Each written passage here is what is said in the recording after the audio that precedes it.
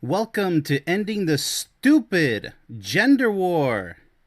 This show is only for intelligent, mature, non-ADHD, non-doom scrolling people only. So if you're into that sort of doom scrolling senseless stuff, go ahead and leave right now because you're not going to even pay attention and even get any of this. Subscribe and share this video with everyone you know, and let us go ahead and begin, shall we? All right, off into the deep as always. Let's see what we have today in this gender war, aka the battle of the sexes. All right, let's go ahead and get right down into it. Beginning with the women as always. Number one, what are they complaining about? Today's theme is, by the way, how religion ruins relationships. That's right, you heard that correct. We're going to have mostly for, and then we're going to have mostly against. So let's go ahead and dive deep into it. The women with number one, the invisible mistress. I'm not competing with another woman. I'm competing with a ghost you talk to every night. You consult your faith before every decision, seek approval from your clergy before we can move forward, and measure my worth against scriptures written thousands of years ago by men who thought women were property. Hey, preach it. I can't argue with your God. I can't change his mind. And why is it a he, by the way, with these gods? I like the female gods. What's up with that? Why are they all male? I can't offer you a better afterlife than the one you're banking on. So I just have to watch while you choose a fantasy over a flesh and blood woman who's right here, right now. Yeah, preach it, sister. Begging to be enough. This is the frustration of competing with divine authority, an opponent you can't reason with, can't challenge, and can never win against. I agree 150, 200, 1000%. She hit it right on the nail.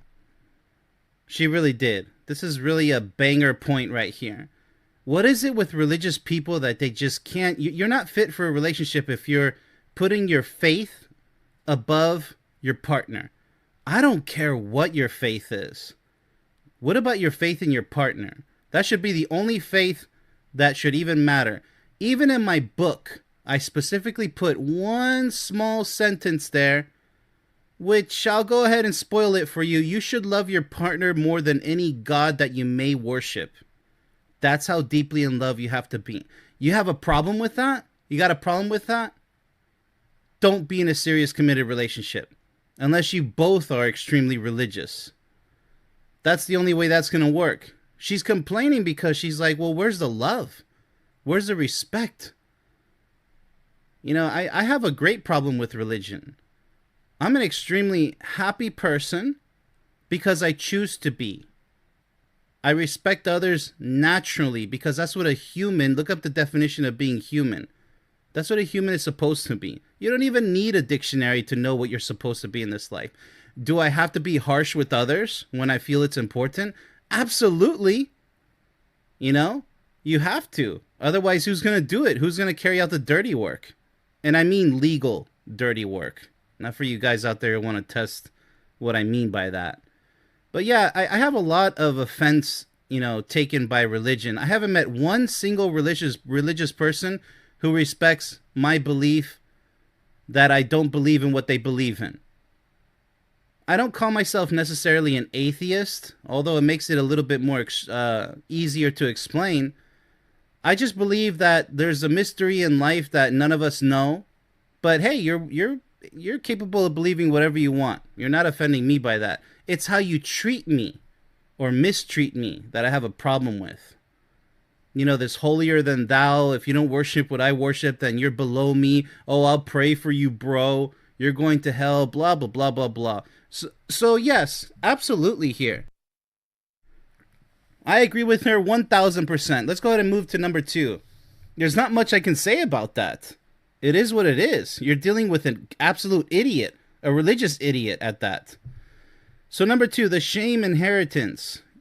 You brought me into your faith, and all I got was guilt.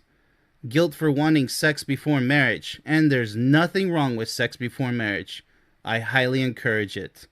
If you're going to literally and figuratively get in bed with someone for the rest of your life, you better know how they are in the bedroom. Sex is extremely important. Any idiot who says that it's not is for the garbage bin. Or go find another idiot to marry.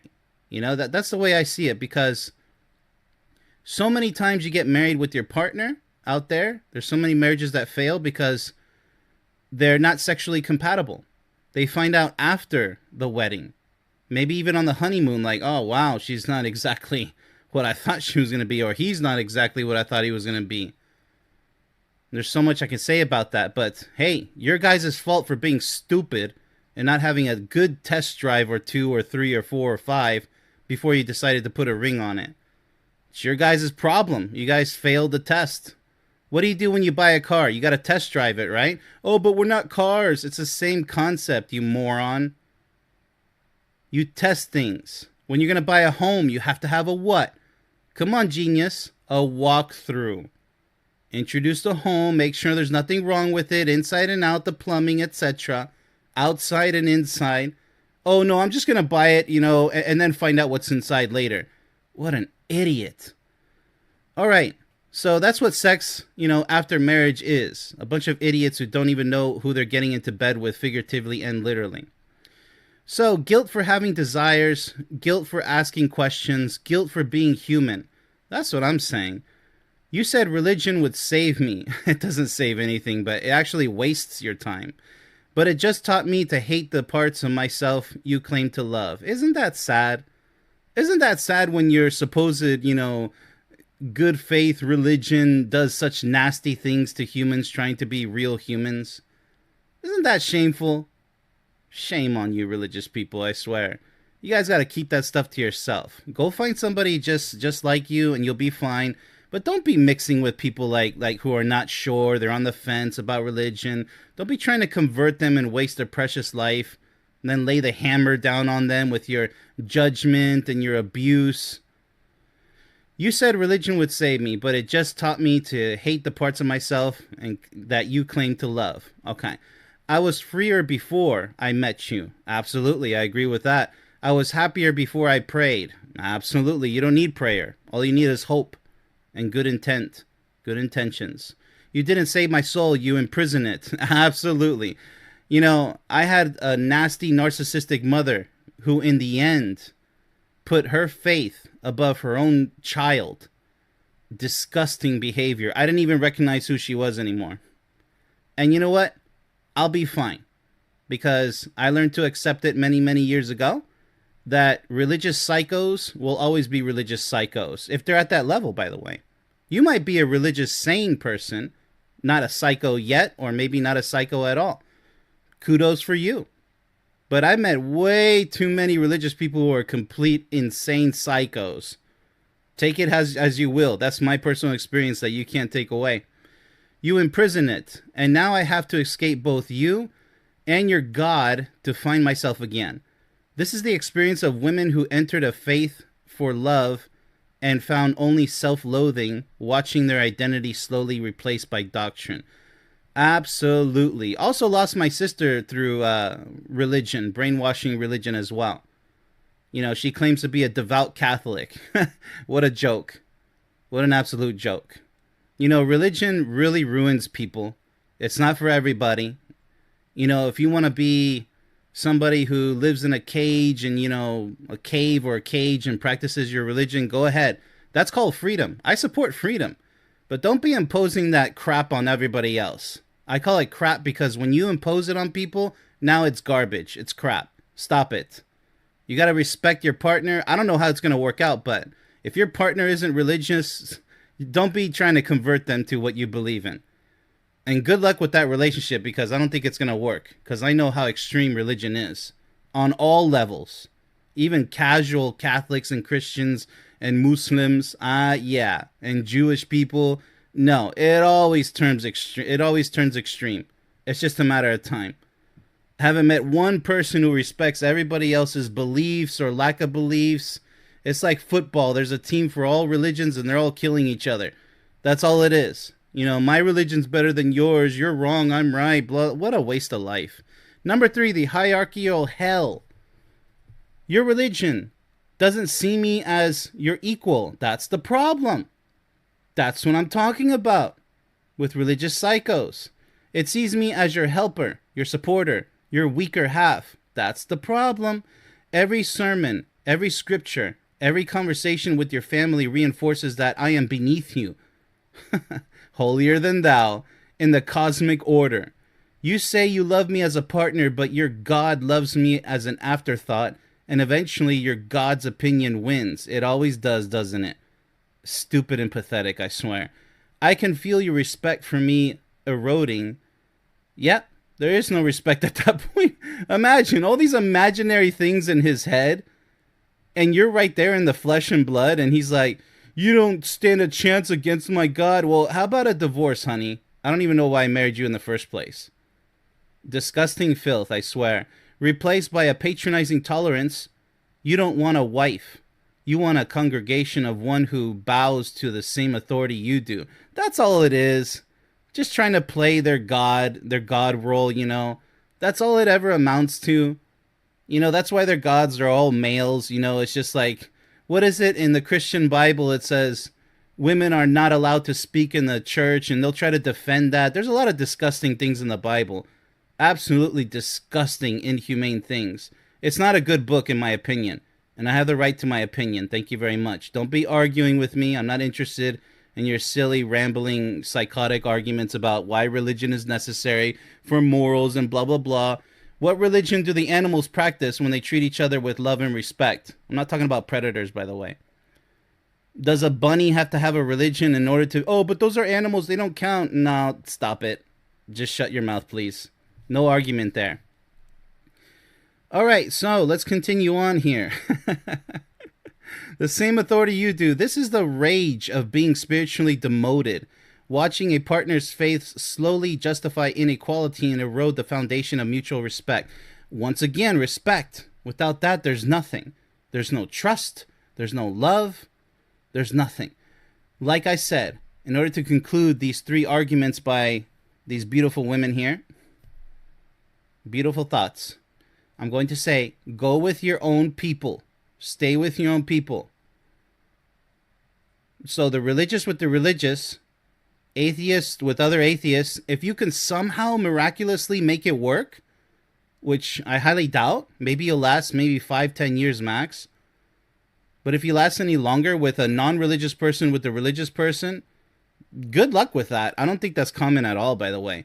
And if it is out there by some miraculous way, I think that's pretty much a mediocre, senseless relationship, because it's all or nothing. You guys got to agree on everything. If you don't believe that, yeah, you're pretty much retarded. All right, so let's go ahead and shift gears to the men. What is their argument for religion, I imagine? Number one, the foundation you asked me to abandon. You knew who I was when you met me. You knew I prayed. You knew I believed. You knew my faith was the bedrock of everything I am. How sad. Is that really everything for you, buddy? Do you not have a real life?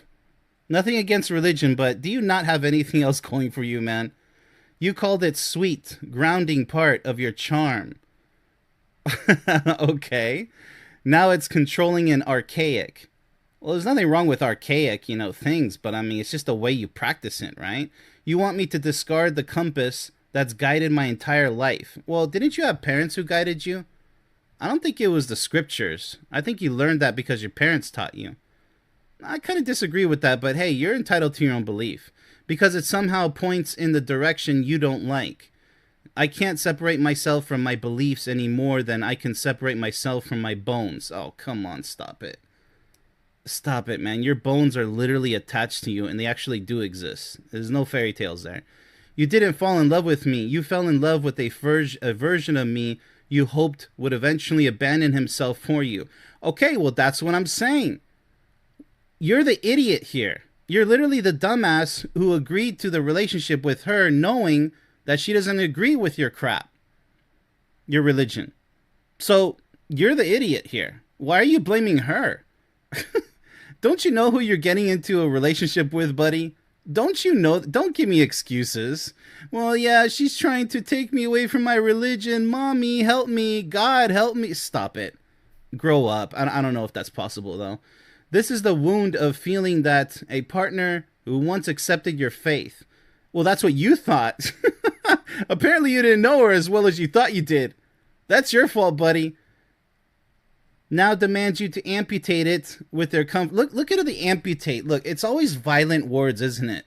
You know, death. It's all over the Bible, like, and even the Quran and the Torah. It's all about death and the afterlife. There's just an obsession with blood, holy blood, amputations, and chop your baby in half and sacrifice your son. All this bullshit, in my opinion, which I'm entitled to have. It's just bullshit. You don't need that crap, in my personal humble opinion. You want to believe in it, go ahead, but you better respect everybody else. It's called a free world, for the most part, unless you're in North Korea or China. Just what a bunch of BS. Number 2, the judgment without understanding. And don't get me started on the hypocrisy. The religious hypocrites who are literally everywhere. You mock my beliefs as fairy tales. Okay, but why? Don't you know who you're with?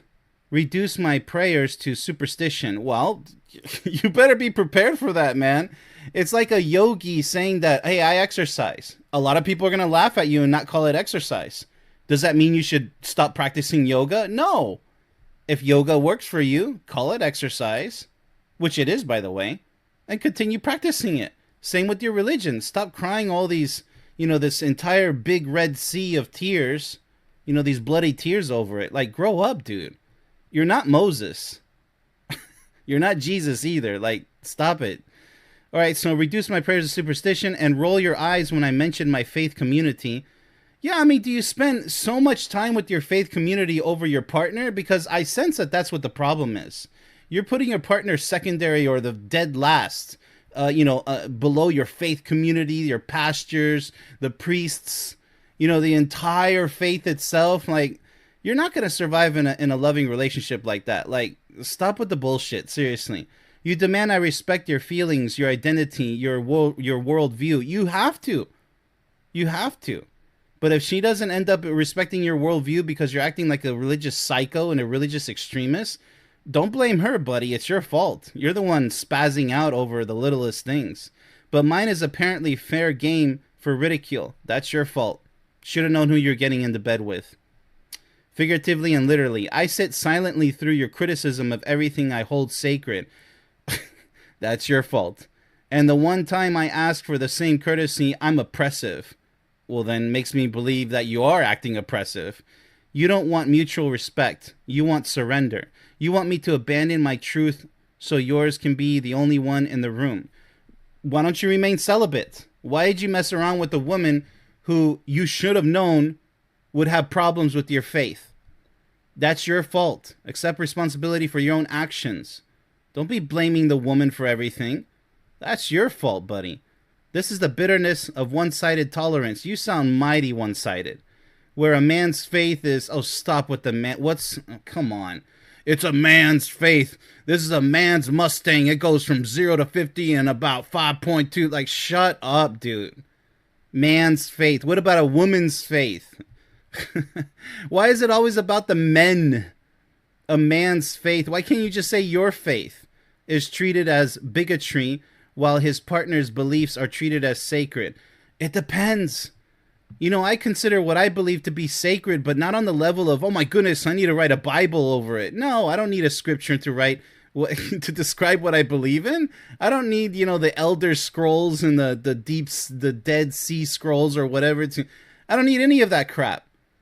I believe that life is supposed to be enjoyed to the maximum. Always be a good human being whenever possible. But if people push your buttons, then yeah, put their asses in their place. As long as you do it non-violently. I mean, you're free to do things as long as it's legal and done in a righteous, honorable fashion. But if I have opinions against your stupid religion, I'm gonna speak my mind. I'm going to try not to, but if you want to get into it, you want to start offending me for not having a faith in your faith, and then, okay, let's go ahead and open the can of worms, because that's all we're going to be opening up. A can of verbal whoop-ass, because, your faith is totally not necessary in this life, if you want to get into it. Let's open up them can of worms, buddy. All right, so last pathetic argument, I imagine. Number 3, the children's souls as battleground. All right, I'm going to bring children into it, as always, right? Always with the extremism. We can't even discuss raising children without you treating my faith like a disease to protect them from. Okay, look, your children, believe it or not, I don't care if you're in a relationship with somebody who has the same faith as you do. It doesn't matter. They have the freedom to decide. Don't indoctrinate them, you coward. Don't indoctrinate them. I was forced to practice Catholicism as a young kid. I was forced to have a first communion. Because pretty much, if not forced, I was coerced heavily. Because it will make mommy proud. You got to grow out of that crap. You really do. You have to. You have to make up your own mind. And it took me a while in my early teenage years. I really started to... I had a problem putting my hands together in prayer. I was like, I don't like this. I don't like talking to nothingness. What I would do is simply hope for better days. And sometimes they would come. And I called it luck. I called it love. Those two words are all I needed. Luck and love. Sometimes I'm fortunate, sometimes I'm not. And I started seeing religious people, experience the same thing. Sometimes they're fortunate, sometimes they're not. And then they would blame the devil for unfortunate circumstances or a series thereof. And then they would thank God for the series of fortunate circumstances or that one miracle. It's like, come on, people. What's the difference? Tomato, tomato. Hope versus prayer. But you know what? I'm not going to argue about it. It is what it is. But you will respect my beliefs as far as I'll respect yours, as long as you don't clash with mine. This show is literally a clash, the gender war. We're here to open that can of worms. But don't get personal with me. I'm simply representing those people out there who I side with that are against religion because of all of its destruction. There's even wars fought over religious purposes. What kind of a peaceful, practice is that? Killing people and taking over their land. And, I'm not going to mention what else happens to the people they take over, by the way. Slavery, sexual abuse, assault, and all that. And with the kids. I'm not even going to go into that. But whatever it is, it's always about more, more, more. It's never enough with religious extremists. It's never enough, is it? Y'all want more. You guys want to fight online till kingdom come. Pun intended. Like, why? If you were, it's all just religious insecurity in the end. Because if you were secure with your faith, you would find another person like-minded to engage in a marriage with. You wouldn't have any doubts. You wouldn't be like, you weren't like this before, now you're like that. Oh, come on, man. You didn't do your homework at all. You rushed into marriage because you thought it looked good on paper and in the church. That's what dumbasses do. Only fools rush in. And then you want to try to convert the entire world to your religion. That's more dumbassery. You see how that works? Stop trying to force people. Even if it's your partner, oh, you don't have faith in, then divorce them, then break up. It's that easy. Move on, buddy. That's called being a mature adult. Move on. Let's go back to the children here. So, so to protect them from, you want them to have choices, which they damn well should. Which really means choosing anything except what I believe. That's what you're assuming. It's probably not the case. Talk to her. You frame my desire to share my spirituality with my own kids as indoctrination. It is indoctrination. You're not giving them any chance to live and to figure it out for themselves. You're literally saying, well, kids, it's time to go to Sunday church. It's time to pray on that, Muslim carpet. Let's learn about Islam. Let's learn about, Judaism. Let's learn. It doesn't matter. All the denominations and the million or whatever. You're literally indoctrinating them. They don't even know what life is yet. They're still memorizing their parents' names, for crying out loud. Just stop it. While your secular worldview is education. I'm not secular? It's not that secular, buddy. I'm not asking to rebuild a church in our living room. Sometimes you do act like that. I'm asking not to be erased. What is Arnold Schwarzenegger going to come in and erase you? Like, what are you talking about? It's always exaggerating with these religious extremists, isn't it? All right. But to you, my existence as a man of faith is already too much. Our children won't just be raised without a God. They'll be raised to see their father's deepest convictions as something to pity. Newsflash. It's 50-50. Whatever the mother teaches, whatever the father teaches, you guys better not argue about this crap in front of your children, because you're going to confuse them even more. And they're just going to feel, guess what? Sad that their parents, their these two grown adults that brought them into this world are arguing over something so petty. If religion is so much of a problem, why don't you just throw it out and then practice it yourself if you're so if you're gonna insist on it. But you got to respect your partner's lack thereof of when it comes to faith, or having the same faith as you. That's what it should have been. Sometimes you can't mix things. Oil and water. That's what that relationship's going to be. And now you're going to toss kids into it. That's what idiots do. They'll be raised to see their father's deepest conviction as something to pity. This is the agony of watching your own faith become forbidden in your own home. I mean, says who? I don't know. Why don't you guys talk about it? And your own children taught to view your belief as foolishness. But it is foolish, because look at the lengths at which you've achieving here. Look at this dramatization. This is just insane behavior. Oh, you this and you that, religion. Oh, our kids, this and that, like religion. Love is really simple, my guy. You're supposed to fall in love with somebody, know them inside and out, literally and figuratively, and make a decision to either spend the rest of your life with this person or not, and move on to somebody who you believe is a strong candidate to spend the... But when you rush and you fall into a titanium wall head first like this, that's your fault. You failed. Whether you have a religious faith or not, you failed, okay? You're with the wrong person, and now you want to bring children into it. So now you're failing times... I don't know, how many children do you have? 3 children? You failed 4 times with your wife and your 3 children. And you actually failed yourself, because now you're the one who's going to be all bitter and miserable. That's what mostly religious people are. I mean, I haven't found not one peaceful, loving, non-hypocritical religious person. Never. Not one. And there's a ton of religious people in this world. I'm free to state the truth. That's my truth. I just haven't met one. They all turn sour in the end. They all put their religion above anybody and anything. And to me, it's just sickening to hear it. I'm like, whatever happened to... That's why I love atheists. There's so many peaceful atheists who really, truly respect you. Not all of them. But there's so many, unless they worship science, because they worship science like a religion. Like, it gets kind of scary, like Scientology type stuff. That's more bullcrap. But that's my opinion. But this show is not about religion itself. It's about realizing that if you have religious conflict in your relationship, and especially in your family, you're done. It's game over. If you're going to place religion as the number one priority, well then, you're literally creating a hell on earth. A real hell, by the way, not a fictional one. All right, so it looks like today's topic is all about how monogamy will always be the winner in the realm of love. One person that feels like having 100 people in one.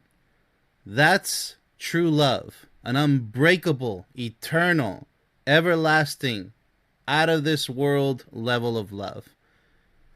You think it's impossible? Well, you'll always be a failure for that reason. Your mindset sucks. So, let's go ahead and start with the women. What do they think for monogamy and against monogamy? Let's go ahead and start off for monogamy with the women. I want a man who knows me, not 10 who've sampled me. There you go. Preach it, sister. Already off to a great start. You call it exploring and living your truth. Whatever that means. But I've watched my friends rot from the inside out chasing novelty. That's what they think they're chasing, but they're really just lost. They've been passed around like party favors, collecting trauma and calling it experience. They don't know how to be still anymore. Their brains are scrambled from endless rotation, comparing every new body to the last. Exactly, like what the hell are you looking for? Oh, but I'm living life. No, you're not. You're a jackass.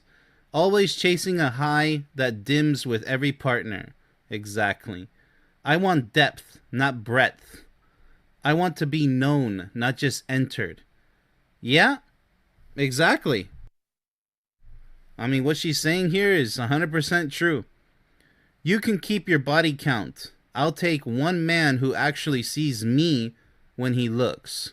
Casual sex culture leaves women hollow, trading genuine intimacy for repetitive, diminishing returns that destroy the capacity for real connection. Yeah, so, the guys out there are, who love to be in polyamorous and polygamous, relationship. Like, just stop it. You're an idiot. You're a loser. That is not winning in life. That is losing in life. That's not what love is. You're essentially the equivalent of a whore. You know how you like to call women whores for sleeping around with so many men? Well, you're a male whore. It's not winning, buddy. It's funny. When the toxic machismo attitude, toxic masculinity, idiots, when they say, oh no, I'm winning because I have a new slut every night. Really? Then you're just pretty much a borderline prostitute, aren't you? A gigolo. Are you really proud of that? Does that make you feel really proud that, you're sleeping with so many women? When you focus on quantity and not quality, oh, but it is quality with so much quantity, and it's not. It's the same garbage over and over again. You don't have to confess it because, only the most intelligent people know that you don't feel anything for these women.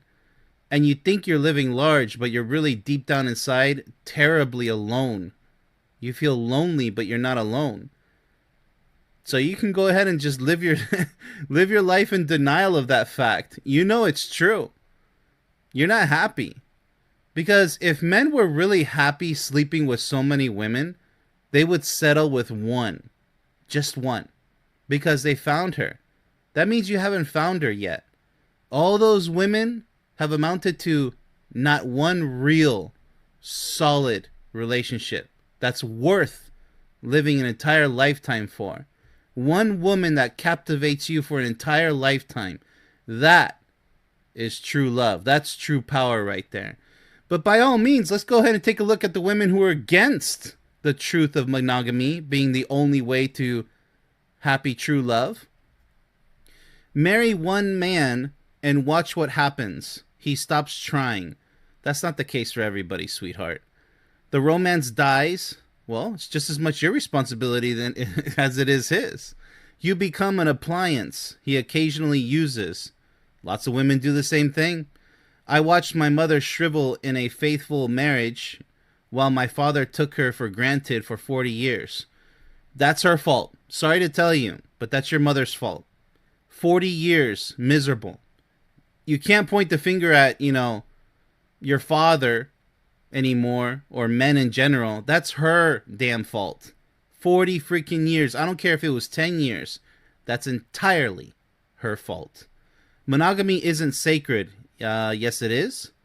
It's a cage. That's what your mother went through, and now unfortunately you're going to go through the same thing for being stupid.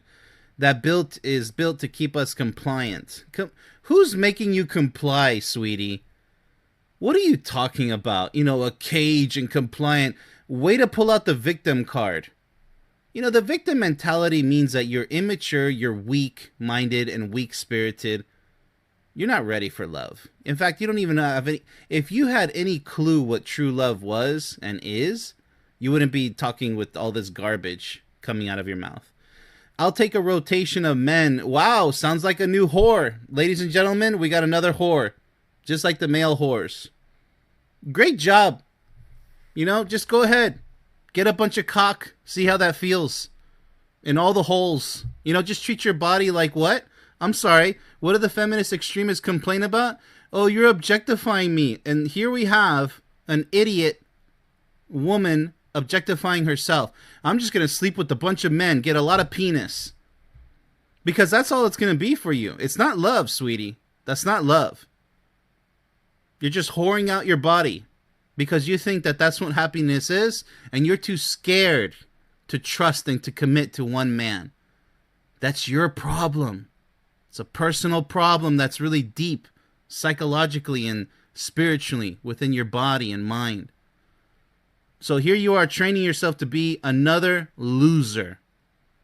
The women do it too, fellas. Not just you idiots out there who like to sleep with a lot of women. These idiot women over here are doing the same damn thing. They don't have to be a feminist extremist. They just have to be stupid like you guys are. Now, I'm talking about the ones who actually do this, not the ones who are actually good men and women out there, obviously. But look at that word, compliant. Nobody's chasing you with handcuffs and a weapon pointing you behind your back saying, you will have lots of, no, you have to be monogamous. Nobody's forcing you to. If you can't realize it on your own, you're stupid. I'll take a rotation of men. How does that sound? How does that sound? I'll take a rotation of men. Sounds like an orgy. Doesn't it? Just take that one part and we can just end the show right here. I'll have a rotation of men with the side order of fries and a Coca-Cola. Really? Is that where we are right now in 2026? A rotation of men. A buffet of men who are going to use you as much as you think you're using them for a good time. Who actually appreciate me. Do they really appreciate you, sweetie? They don't give a damn about you. They want to get that kitty. And they want to use you and abuse you. That's all they're going to do. How pathetic can you be? Who actually appreciate me, a rotation of men who show up excited, who don't treat my body like an entitlement. They're treating your body like an object. My goodness. Because they said vows. See, you're scared of commitment because you got burned and your mom got burned. And that's all you know is the fire. You don't know the hard work that it takes to build a meaningful, lifelong relationship because you suck. You don't know what's required in order to achieve, maintain, and forever love somebody in the most powerful relationship you can imagine. You're not the one. You're just another loser. So go ahead, whore your body out. Sure, it's easy to be a loser in this life. Just give up. Just be stupid. You call it sleeping around. I call it never settling for being someone's boredom. Being someone's boredom, that means even if you had a guy, you would be bored with him, or you're blaming the boredom on him. Why is he bored, sweetie? Why is he bored? Either you're with the wrong guy who's a total jackass, or you're not exciting. But you expect them, the rotation of men to show up all excited just because what? You have a vagina? Give me a break. Give me a damn break. My body count isn't shame.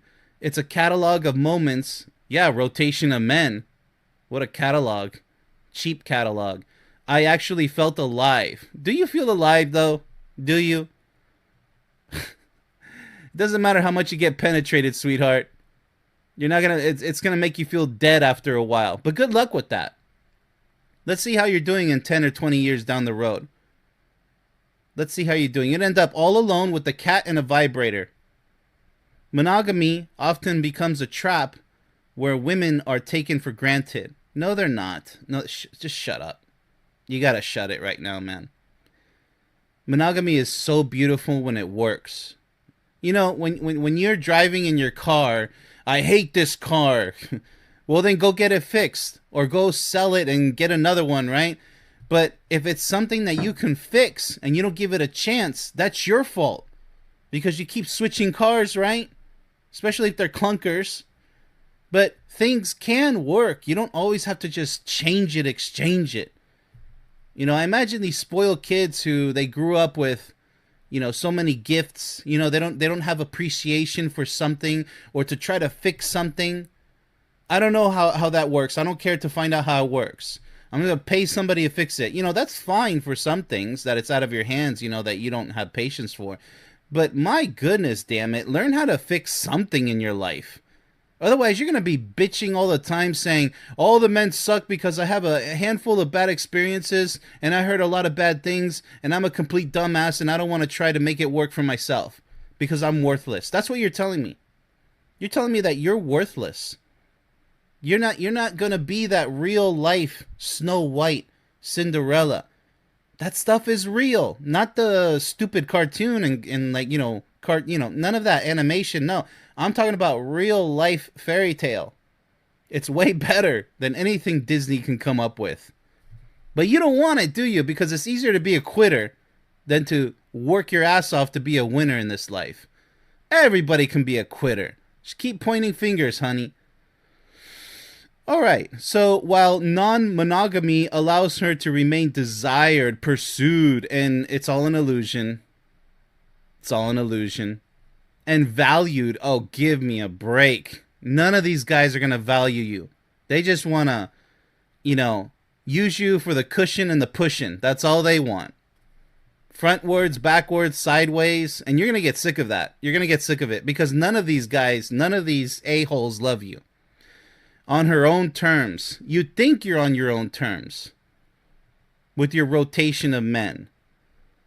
What a female bastard. What a loser. Okay, let's go ahead and shift gears to the men. For monogamy for the men.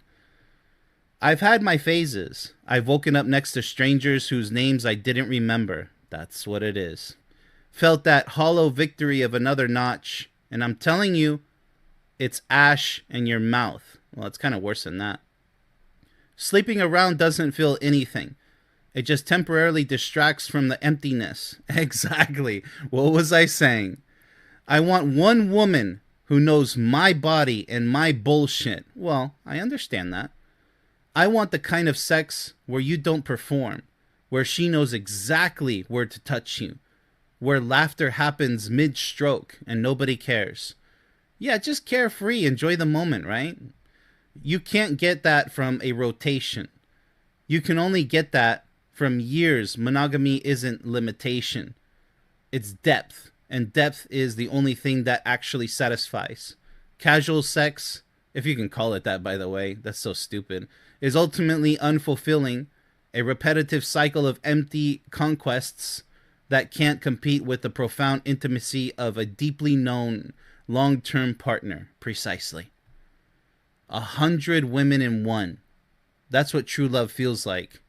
Like, I can't imagine being with another woman because she satisfies me every single way I can think possible.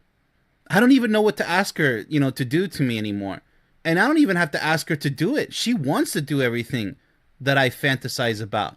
She wants to be dirty in the bedroom. She wants to be my goddess. And that's easy for me because I don't have a religion. She is my goddess. She's the one above me. That's not white knighting. That's true love. And guess what? I'm her god. Don't like it? You don't have to hear it. But that's what true love feels like. I'm her god and she's my goddess. And the only two people that matter in this world are her and myself. Only we matter. Anything else that we do is extracurricular. But yeah, this guy is 100% correct. Let's go ahead and go against this jackass, which I imagine is going to be against monogamy. The only path to true love. Why would I eat the same meal? Oh, here we go with 31 flavors. Extreme immaturity alert. The same meal for the rest of my life. Women are endless variety. Okay, so go to a buffet and just eat everything in sight. Not a lot of people enjoy that. Trust me, the majority of people are like, oh, I don't know, I don't want that.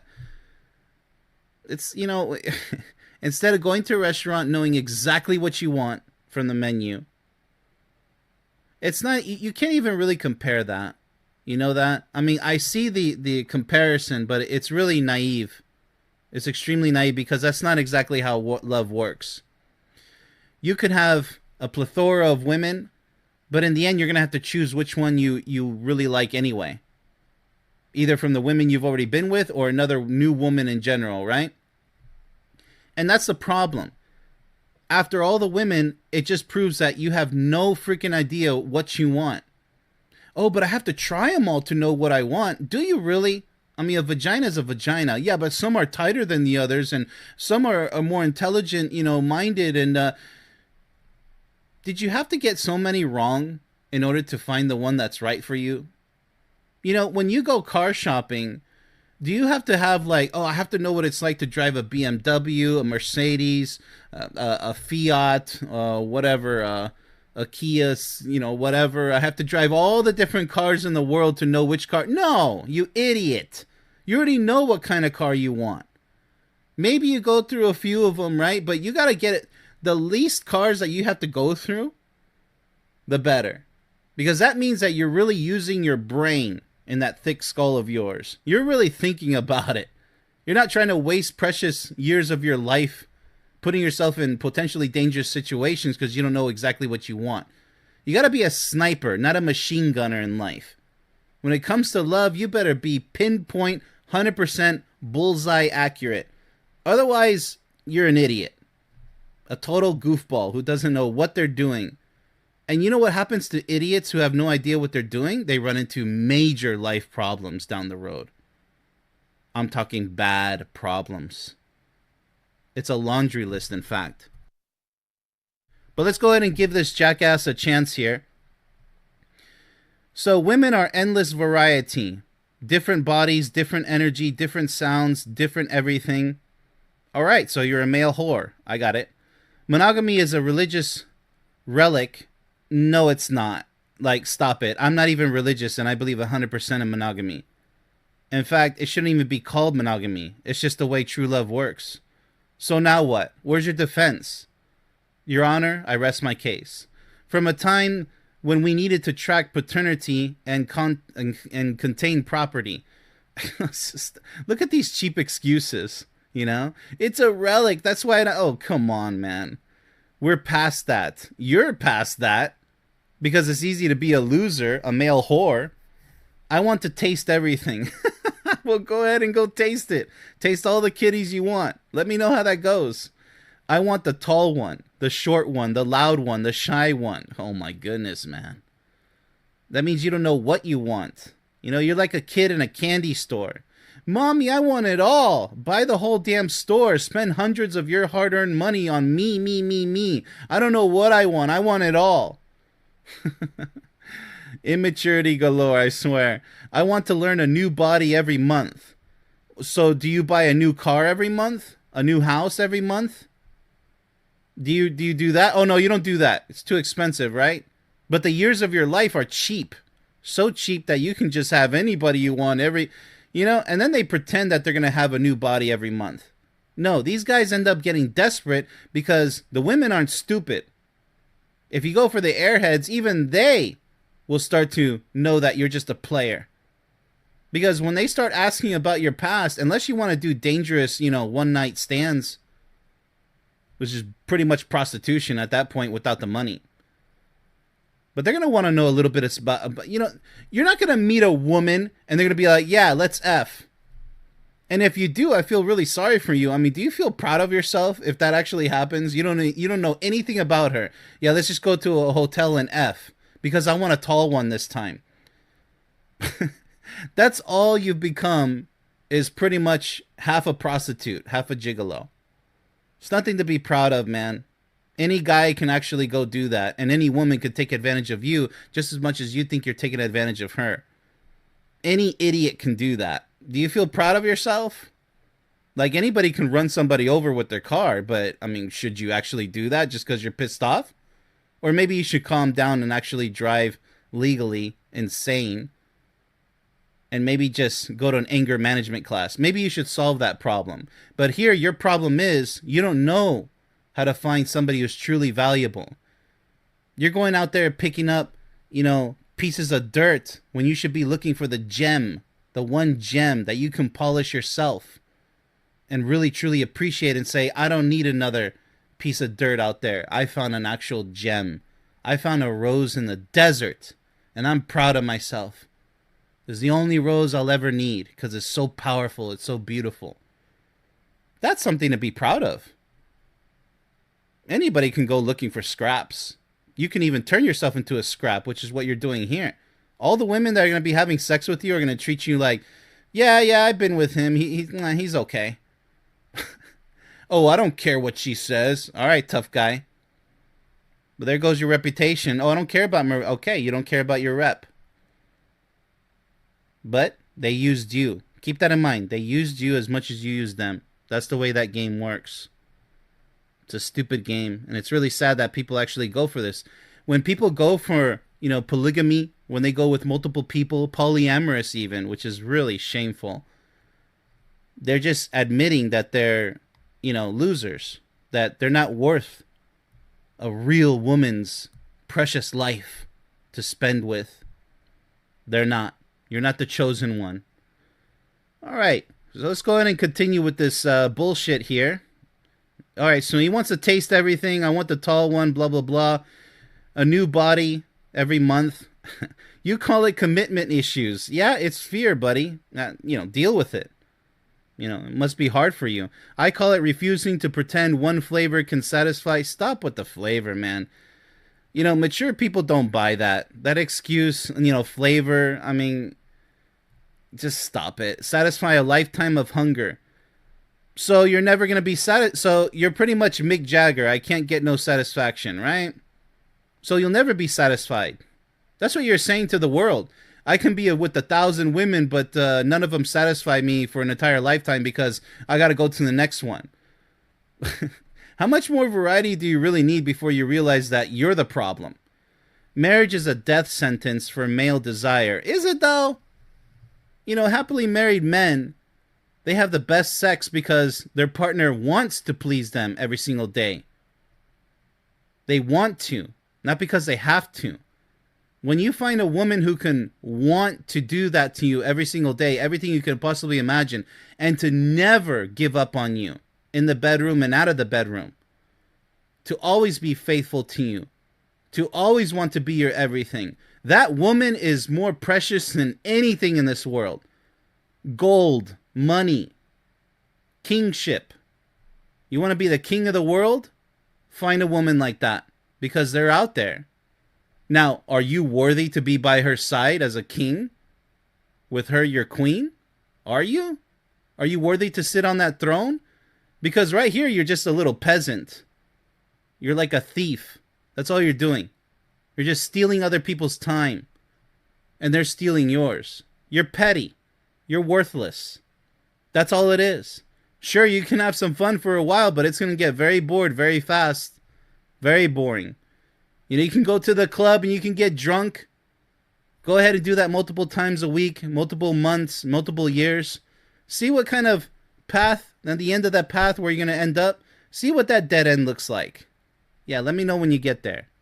I chose life. Monogamy is an unnatural, outdated constraint that stifles the innate male desire for variety. And embracing non-monogamy is simply honest about human nature. No, it's not. No, it's not. And like I said, in the Olympics, there can only be one gold medalist in any given event. Then second place and third place, right? Now, do the second place and third place want to be the gold medalists? Yes. That's why they gave it their all. They had one mission.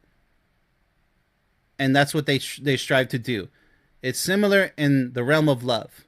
When you become that gold medalist, that means that you found the one. You found real gold, and you are her number one. When you can finally experience what that feels like, you don't need to try what it feels like to be in second place, third place, fourth place, all the other places for quote-unquote variety. I want to know what it feels like to be in the other places. And you don't have to be a gold medalist in every single damn event. The Winter and Summer Olympics, the whole shebang. You don't need to. You're already a winner. In one category. That should be enough for you. Why? Because it fulfills you. It makes you feel like you're on top of the freaking world. But you don't know what that's like. Because you're an idiot loser. You don't want that, do you? That's your problem. That's so many other guys' problem. And women out there too. And that's why these days they're so quiet when it comes to speaking about true love. Oh, that doesn't exist. Yeah, anybody who believes in love is gullible and stupid, and that's what losers say. It happens all the time. All the time. The losers are the ones to bitch the loudest and to complain all the time and place the blame on everybody else except for themselves. Meanwhile, the winners, they're more the quiet ones. They're like, nah, I'm good. Because when I get home to my baby, we're going to make the sweetest love ever, like always. Now, not everybody's maintaining a brilliant, happy relationship at home. Well, there's challenges. I got to work on them. That's what winners do. And that's why the losers, they bail out. They hit the ejection port, right? So the ejection handle is pulled and you guys go flying out of every single relationship that requires work to succeed. That's what losers do. They bail out. They never stay in for the long haul because they don't have anything to offer to a real partner. They have nothing to offer. So they'll always bail out and say, "Oh, you know what? I just need another person because, because I suck at this."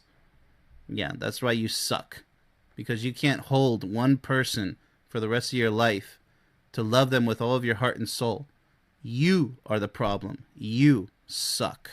What do we have for today? Well, the theme is going to be families and how families can absolutely either destroy your lifelong relationship or they could accommodate it. They could be part of a great thing for your relationship. It all depends. So let's go ahead and start with the women. We're going to have women for and women against. Same with the men. As far as how much family is involved in the relationship. All right, let's go ahead and begin with the women. Okay, so you call them overbearing. I call them present. My mother checks in every day because she loves me. Well, I think that's a bit excessive. Right off the bat. Checking in on you every single day. I mean, maybe by email. But a little excessive there. I don't know. If you guys live close to each other, I can understand that. But if you're not really living close to each other, then that's a bit excessive. Yeah. Not because she's trying to control us, but because she loves me. Okay? Your family sends a birthday text once a year and calls it space. Nothing wrong with that. I mean, it just depends from family to family how you guys treat each other, what you guys consider respect and personal space. Yeah, that's a valid point. That's not boundaries. That's abandonment. Not really. If you guys agree to that, every family's different. You don't have to get all personal with boundaries there. It's not that extreme. Unless they really are abandoning you, because that's another possibility. You don't understand loyalty because you've never had it. Okay. A little serious with that statement, really, because right off the bat, talking about loyalty, I mean, just because your mom checks in on you every day, that's not necessarily loyalty. That's just love. But you could call it loyalty, but it's not really, that's not a really good word in that case. Because you've never had it. Well, I don't know. Has he never had it? Let's just go ahead and give her the benefit of the doubt. Let's finish this. When we struggle, my people show up with food. My people? With food and money and prayers. Yours send thoughts and prayers from 3 states away. I mean, come on. What are we talking about here? These are not valid criticisms, you know? Like, 3 states away, a country away, an entire ocean away, half the world away, from here to China. Does it really matter? And you have the audacity to call mine too much. Well, it might be too much, sweetie. What are we talking about here? Every single day your mom is all up in your guys' business. Like, I mean, even your mom should kind of back off a little bit. Now, if she's a loving mom, that's great. But every day? Come on. Unless it's like a routine, you know, she lives close by, she kind of sees you. But you know, oh my goodness, how do I put this? It all depends on what kind of a mother you have, seriously. I mean, if it's all roses, fine, but it's still, even if it was all roses, you know, everything smelling like bubble gum, it's all roses, it's still excessive, man, every single day.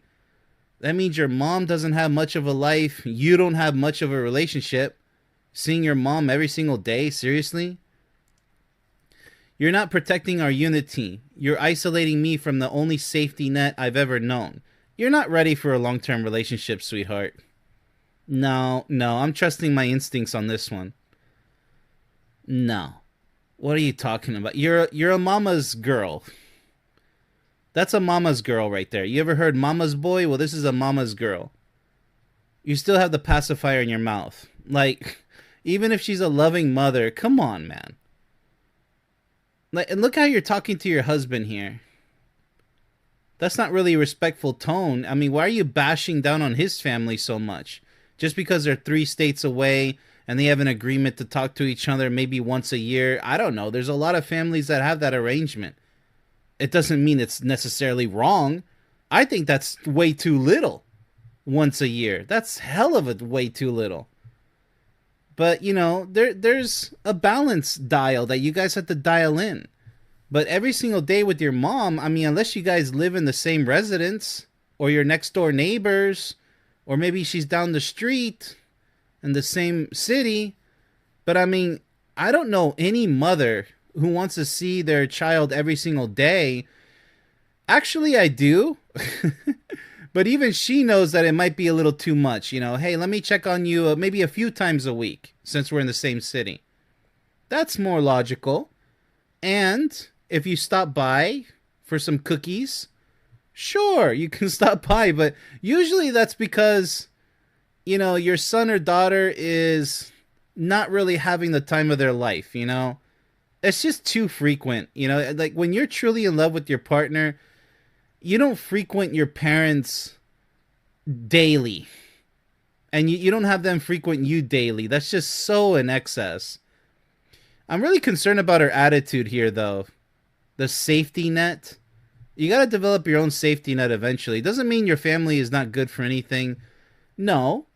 Have them as a secondary safety net. But you got to create your own.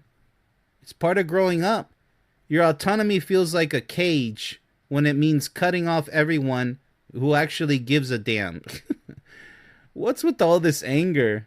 The truth is, you're not uncomfortable with my family's involvement. You're uncomfortable with the fact that I have people who love me enough to meddle. All right, I don't know where all this resentment is coming from. I don't know how he treats you, but this sounds like an extreme situation. If he's that bad, divorce, break up. It doesn't sound like it's going to last that long anyway. You want me to myself, unmoored, dependent only on you. That's not partnership, that's possession. Well, if that's the case, if you're with an abusive guy, yeah, I agree with you. But if you're not with an abusive guy and they just have a different arrangement with his family, and you're trying to argue with him because he's just asking you for a little bit of me time, right? Hey, us time. You know, I think you spend too much time with your mom or your family, then he has a point. But from what this sounds like, you have a lot of resentment, a ton of resentment, and you depend on your family for mental and emotional support, your safety net, the people that give a damn, quote unquote. Doesn't sound like a great relationship. Yeah, you're done pretty much. Whether you're in the right or not in the right, it doesn't really matter. That's a failed relationship right there. I mean, the signs are all over this. All right, so that's pretty sad to hear. Moving on to the second case, an argument against strong family ties from the women. My mother doesn't need to know every detail of our marriage. That's what I'm saying. I mean, it's okay if she's a loving mother. I fully support that. But every single little detail, you know, like she's like your judge every single day visiting you. No. That's just really cringe. It really is. It doesn't mean you have to estrange yourself from your family. No, keep them around. They're going to love you no matter what. If you're fortunate to have a loving family, loving parents, by the way, because not all families are created equal, I'll tell you that. There's tons of abusive, narcissistic, just monster families out there who are nothing but nightmares to your life, especially to your relationship. So if you have a loving parents or loving, you know, brother, sister, you know, whole family, that's awesome. But there's got to be balance still, even so. You need some balance.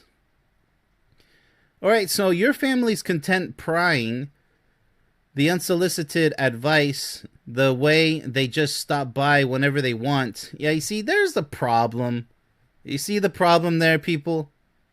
It's not love, it's intrusion. It really is intrusion. Like, if your family loves you that much, they're going to ask you for permission to stop by. They're not just going to show up whenever they want. That's just common courtesy. That's part of loving your children. Don't just intrude on their lives. Like, you should be relieved that they're finally living off on their own, and you should be proud of them. Now they're adults just like you. It's time to kind of tone it down a little bit, the role of a mother or father. You're always going to be their mother or father, but you got to develop a life of your. When the kids leave, you need a life of your own now because you deserve it.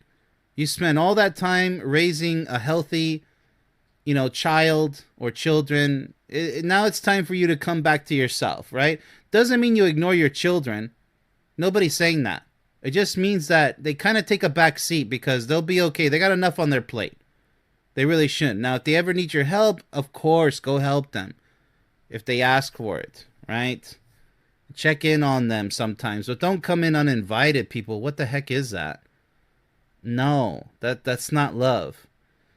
All right, so they treat our home like a community center and our relationship like a group project. Yeah, see, this is all toxic at this point. I don't like this. When we fight, they take sides. Yeah, see, they're all up in your business. No. They can mentally and emotionally support you, give you advice, a little bit of wisdom on what to do, but they got to respect your own choices in the end. When we make decisions, they have opinions. That's okay. They're entitled to have their own opinions. Just don't let them rule your life. You still have to control your own life. You're the one in charge. You're at the captain's seat. But yeah, a lot of people, unfortunately, they just listen to whatever their parents say, especially the toxic ones. Not all the time. There is no us because there's always them in the room with us. You call it family. I call it a crowd. Yeah, that is extremely uncomfortable. And I'm exhausted. It is exhausting. Oh my goodness. Like, damn. Being married to a committee that never adjourns, that is extremely exhausting. Oh my goodness gracious. Like, she has a 100% point right here. 100%. I didn't marry you to inherit your parents' second marriage. Absolutely. I married you to build something separate, something ours. But you won't cut the cord. Yeah, the umbilical cord, right? And I'm tired of competing with people who should have already raised their children and stepped back. I fully agree with this. If you have a loving family, they should respect you. They should ask for permission to stop by. Especially during holidays or whatever, they should respect your time alone with your partner. They should support you in everything you do. As long as you're not trying to hurt somebody else, right? So if you're a good gal and you're with a good guy and you have good parents, good brothers and sisters, yada yada, yeah, you should be good to go, but they have to respect your space too, right? That's what love is. Hey son, hey daughter, how you doing? You need anything? I'll be right over here. Hey, can I stop by sometime this week? Send an email, give a phone call. But don't be like doing every single damn day. What is wrong with you? Let's go ahead and shift gears over to the men. All right, so the men say for traditional parenting involvement. All right, let's see what they say in favor of. Grandparents are supposed to be involved. That's how we survived for thousands of years, raising kids as a village. This sounds very like Muslim, with the Muslims. This sounds very third world country-ish. There's nothing wrong with that, but it doesn't really translate well in American life with Western countries either. Kind of sort of with Western countries, but the United States, not so much. This doesn't, no. That type of culture, you got to be careful when you overgeneralize things with a blanket statement like this. Like, thousands of years. Yeah, buddy, but there's all kinds of cultures and all kinds of countries out there. Come on, man. You can't do that. Not two exhausted people in an isolated house. What's wrong with that? With a baby monitor. Your parents, well, there's nothing wrong with the baby monitor. That can save lives. Save babies' lives, man. Come on. Technology is there. Use it. Why not? Your parents live 20 minutes away and visit twice a year. Okay, well, that's pretty sad. You see, that's on the other extreme spectrum, right? Like the once a year we saw with the women, now it's twice a year with this guy here, but concerning his wife or girlfriend. Yeah, 20 minutes away. No, that's despicable. That means your family, no, they don't love you. They don't care about you. That's way too little, man. Come on, twice a year. My mother would move in if we asked, and you're mad about the wrong one. Okay. That doesn't make too much sense. When our child is struggling, Who will actually be there? Your parents with the gift card or mine with homemade soup and a spare bed? Okay, well, whatever can help, I would say. You married into a family that shows up. Stop acting like that's a problem. The real issue isn't that my family is too involved. It's that yours checked out generations ago and you're jealous we actually have what you're missing. All right, this is kind of like vice versa here. Don't punish me for coming from love just because you came from distance. All right, so same arguments reciprocated. Look, this is the another extreme, okay? Just like the woman said in the beginning, my mother visits me, checks in on every day. So she doesn't really care about the husband or the boyfriend, right? It's just, I know I'm going to check on you every day. Like, I don't know, it sounds pretty mandatory to me. And she calls that her safety net. Well, this guy over here is like, well, your parents are 20 minutes away and they don't come check on you like maybe twice a year. Well, that's a valid point. But, to move in with you, come on. What is your wife or girlfriend going to think about that? That's a major... You guys have to be the ones in charge of what goes on in your domestic life. I don't care how good your family is, how polite they are. Look, you guys are grown adults. Unless you're in a tough financial situation where you guys can make a smart choice by moving in together. Maybe your parents are having trouble. Maybe you're having trouble financially. I agree with that. Go ahead and move in together. And your wife or girlfriend should understand that. But if you're just trying to propose it because you can't live without mom and dad, like, that's messed up, okay? Now you're playing the role of a mama's boy like we saw with the mama's daughter, right? We don't want that. That's on the other opposite end of the spectrum. Another extreme that we don't want. We don't want extremes. We want balance. All right, so let's go ahead and go on to what the men say. Contrary to traditional parent involvement in the relationship, your mother undermines every parenting decision we make. We say no sugar, she brings candy. All right, hey, you want to get sick? We set a bedtime. She keeps them up late because grandma's house has different rules. Wait a minute, is she living with you in that case? Undermining. She keeps them up late. Well, it depends. If it's her house and it's her rules. Now, if you're in your own home and she's over at your home trying to make the rules of your home, then that's wrong, isn't it? Grandma's got to respect your rules because you're a grown boy now, right? I'm not raising children. I'm managing a passive-aggressive power struggle with a woman who treats my parenting like a suggestion box. You call it help. I call it hijacking. It is at that point. And every time I try to set a boundary, you tell me I'm starting drama. Yeah, okay, so you're dealing with an immature partner here. That's not starting drama. You're obviously bothered by, grandma's reactions and trying to take over your life and your children. And no, that's not starting drama. That's having a legit issue with granny, okay? Our kids don't need two parents and a third unelected influencer who refuses to follow the same rules. I didn't sign up to raise... That's nice. To raise children with your mother. Exactly. Exactly. Who are you married to? Who the hell are you married to at that point? With granny and your partner? I don't think so. No. That sounds like double trouble based on your partner's attitude with all this. Saying that you're starting drama when you have legit grievances here. I sign up to raise them with you, but you won't stand up to her. Which means, that's probably the problem right there. Which means I'm either the bad guy or I surrender my own children to someone else's authority. That's not family. That's a hostage situation with hugs. Yeah, absolutely. So I agree with the guy in this case. This is yet again the opposite end of the extreme spectrum. You have where the family is not that involved, doesn't really care. That's kind of bad, man. Where's the love? Where's the support? Lots of parents say, get the hell out of the house at 18. I don't want to see you ever again. That's obviously a very toxic extreme. Your parents don't love you. But the other side of the extreme is your parents are all up in your business every single day trying to tell you what to do 24/7, every single little minute detail. It's a nightmare. It's a catastrophe. You can't live your entire life that way. Besides the obvious, which naturally they're going to pass away before you, logically. It might not happen that way, but typically, right?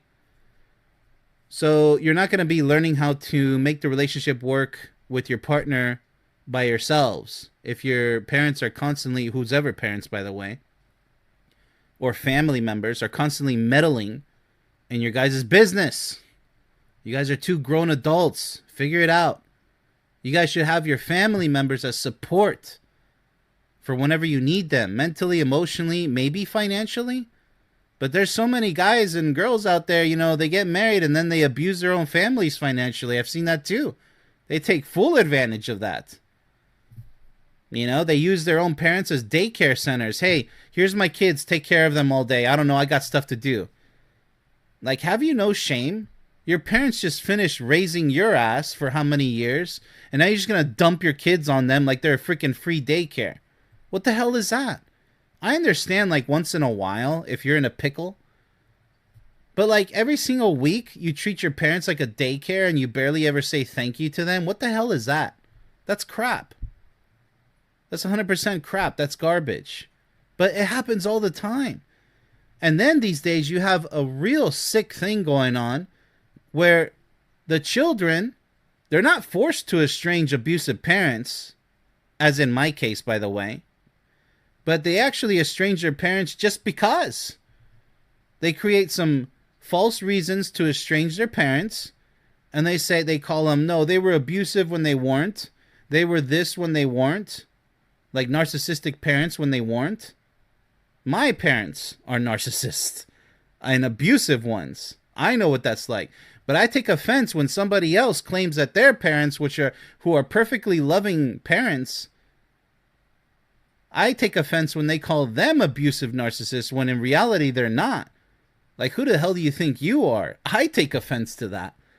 Because I'm the one who lived through that, not you. Stop pretending like, we have this really sick age that we're living in these days where people are claiming all types of mental disorders and conditions that are completely false. It's like, what are you doing? They just want the attention. They want an excuse to play the victim, to play the, to pull out the V card. Not the virgin card, but the victim card. So it's just really sad the way that works, because all these parents out there who genuinely love their children, they raise them so beautifully and so lovingly, they get estranged. They get forgotten forever, possibly, most likely. It really is sickening, and it's sad because all I ever wanted was, when I was younger, is my family to function like theirs. A loving family that supports you and everything. No, mine didn't. They didn't give a damn about what I wanted to do with my life.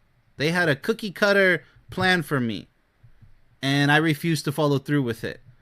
But all these other kids who have all the opportunities in their life that they could possibly imagine, all the love in the world from their parents and their families, and yet they throw it all away. It's really sick. It really is. It's unfortunate too, but it is what it is. But for those parents out there who are going through that, just know that you did the best you could, and it's not your fault.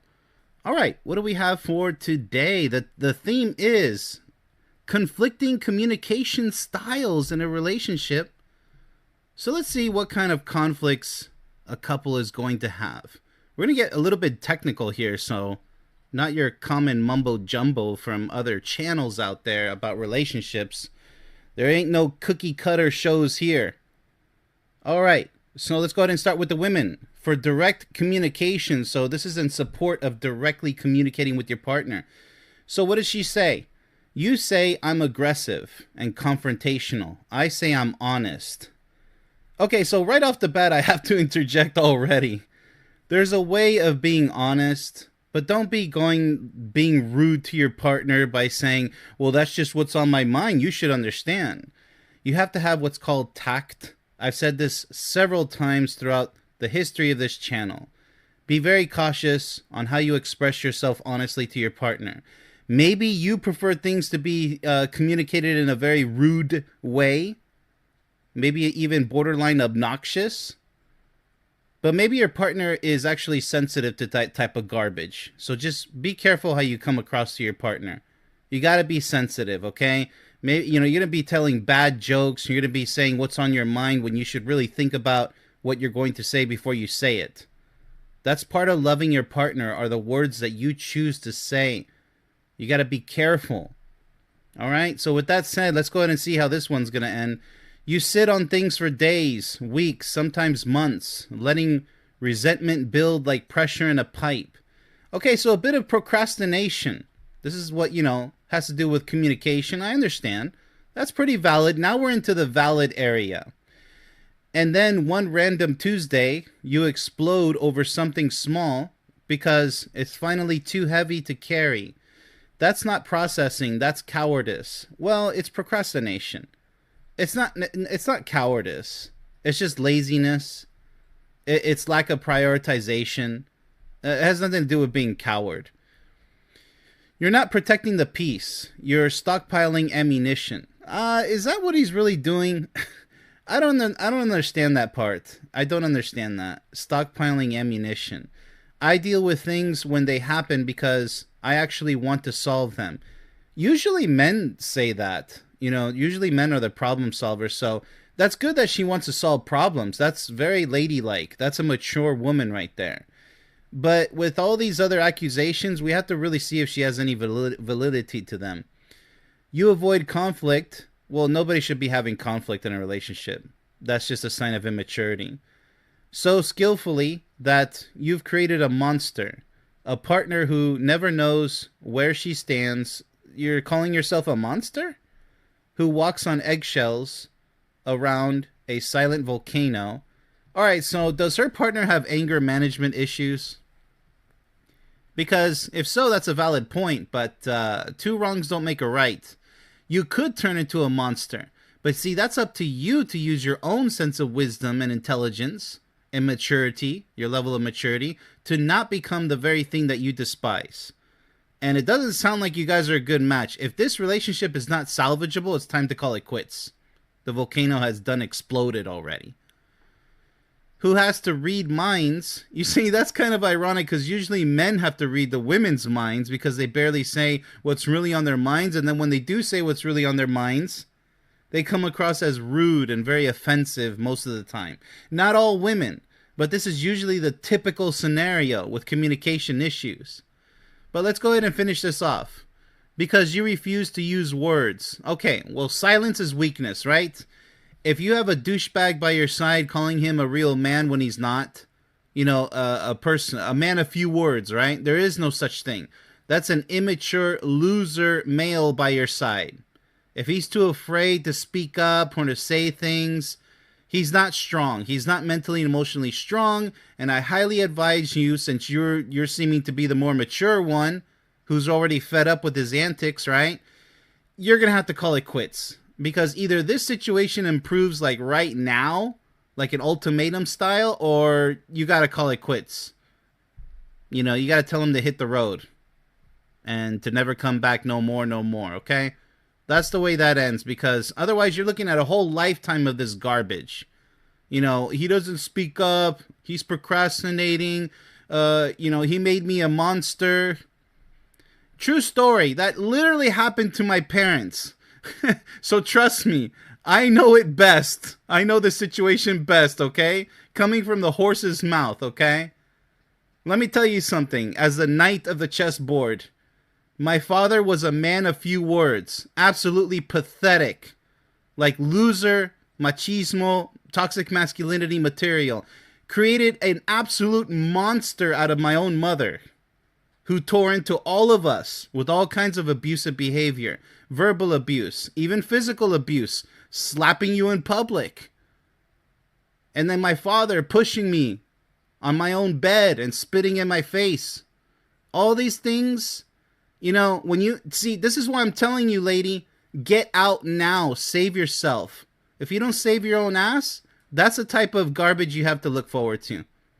I gotta dish it out to you like that. I hope you really take my advice. For those of you, with the shoe fits in this type of garbage situation, because you're not with the real man. You're with garbage.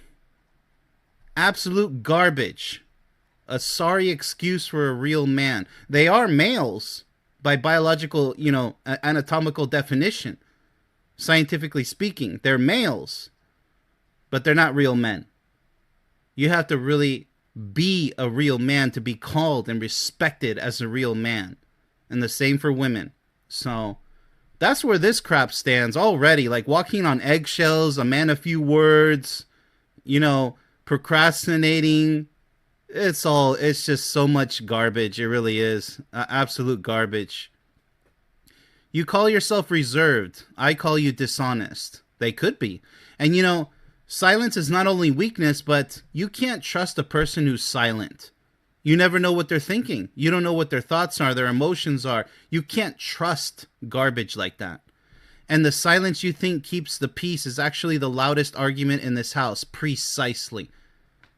So I'm going to go ahead and side with the women here for that argument, for direct communication. She's demanding the key to all relationships is not only trust, but how is trust developed? Via communication. Open your damn mouth and start speaking to each other. Otherwise, it's not going to work. You guys are just goofballs. All right, so let's look at a case where women are for indirect communication. This is going to be very interesting. You want me to just say what I mean, like it's that simple. But when I do, you get defensive. Well, it depends what you say, right? You attack my tone, my timing, my word choice. You don't want honesty. You want surgical precision delivered on your schedule with the exact emotional temperature you deem acceptable. That's precisely what I was describing in number 1. Have tact. Be very careful with the words that you say. Yes, you have to be careful. You can't just say, well, I think you're stupid. Like, seriously? This is the guy that you say you love? Or, I think you smell, I think whatever it is, like you're just being rude, you're being offensive. Well, how else am I supposed to say it? That's your problem. That's your problem. Humans were born with natural, like when we were little kids, little toddlers, creativity and imagination. Use them. Tact. Be tactful with your words. Be very careful. You're trying to love your partner, right? Because you want to, hopefully, love them now and forever. So you think your partner's supposed to, withstand your garbage that's coming out of your mouth? Oh, I'm just being honest. Stop it. You know what respect is. Learn how to dish it out. Don't hide behind the lousy excuse of, I'm just being honest. I'm being truthful. Yeah, and I can call you a bunch of bad things and be honest and truthful, but that's disrespectful, isn't it? No. Obviously, that's not the problem to attack each other, right? Don't attack each other. Talk about the subject at hand. What is causing you to feel this way? To be so rudely honest? There's a difference between being honest and being loving and respectful, but still honest, right? All right, so let's go ahead and continue here. All right, so delivered on your schedule with exact emotional temperature and you deem acceptable. I hint because I'm afraid of you. That's not a good sign. That's a red flag right there. You should never be afraid of your partner. I'm indirect because directness gets me punished. I hope that's not physical abuse there. You should bail out. Hit the ejection handle if that's the case. You've created an environment where the only safe way to bring up a problem is to tiptoe around it. Okay, so that goes hand in hand with number 1 about walking on eggshells. And then you blame me for tiptoeing. You don't want communication. You want compliance. Well, this sounds like a borderline abusive case. Maybe it is an abusive case. That toxic masculinity. Who knows? You want me to have concerns only when you're ready to hear them, phrased exactly how you want to hear them, with no emotion that might inconvenience you. That's not a partnership. That's an interview where I'm always failing the audition. Yeah, okay, absolutely. I'm going to toss her the bone with this one. You got it. Because there are complete a-holes out there who they want to control the way you speak. They don't allow you to speak. It's one thing where I'm arguing to have respect for your partner when you want to be honest. But it's an entirely different thing to have a partner trying to manipulate you the way you express yourself, even when you're being respectful. Understand? So beating around the bush, get to the damn point already, that's immaturity. If your partner's talking to you like that, like, oh, just shut up already. Tell me just what do you want to tell me? I don't have time for this. Then why the hell are you with that person? Right? It really begs the question, what the hell are you guys doing together? If that's the level of disrespect that's coming out of one or both of your mouths, it's not a loving relationship. I'm sorry to tell you. Once again, hit the ejection handle. It's time to bail out. All right, so let's go ahead and shift gears to the men here. So, for immediate resolution, let's see what they have to say. You need time to process. I need resolution. So we fight. And then you shut down. You go silent. You withdraw. You think. Meanwhile, I'm left alone with the argument still hanging in the air. Getting cold. Yeah, so there's no resolution. There's no, nothing has been solved yet.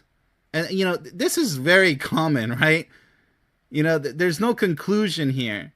It's really like, yeah, so women, we're going to get into it. Getting colder and heavier by the minute. Yeah, closure was the word I was looking for. You saying you need space. What I hear is abandonment. It could be.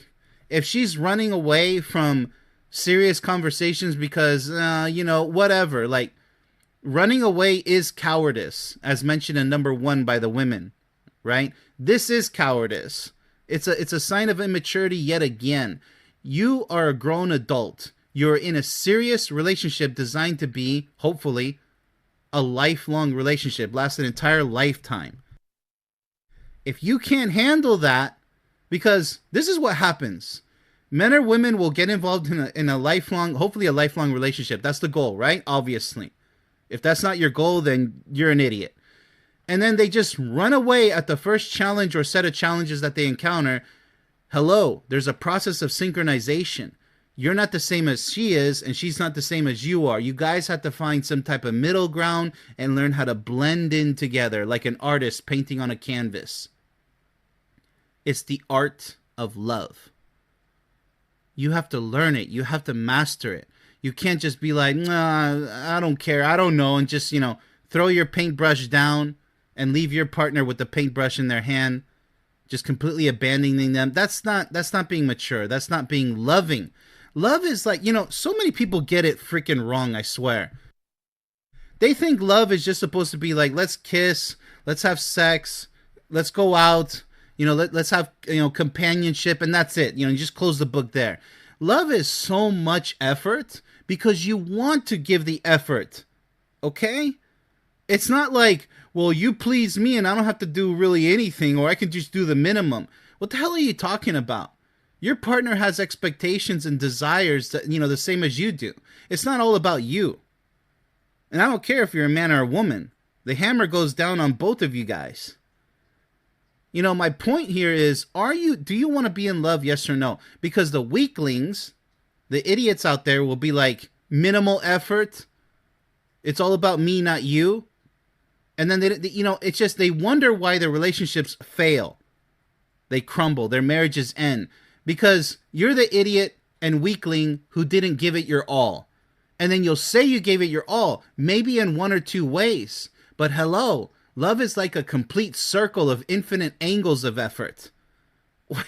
I mean, if I say, what, you thought this was going to be easy? Well, then no thanks, because it requires work. Everything in life requires work. Genius. But the beauty of love, it makes you want to do all of that work and more, because it's a pleasure. It's a pleasure to satisfy your partner. If you don't feel that, you're not in love. When you want to do everything your partner wants and desires from you, you're supposed to feel like the most special person on earth. Get it? If you don't feel like that, you can't tell your partner that you're in love with them. So stop lying to them or work on it. Put some mature, intelligent effort forth.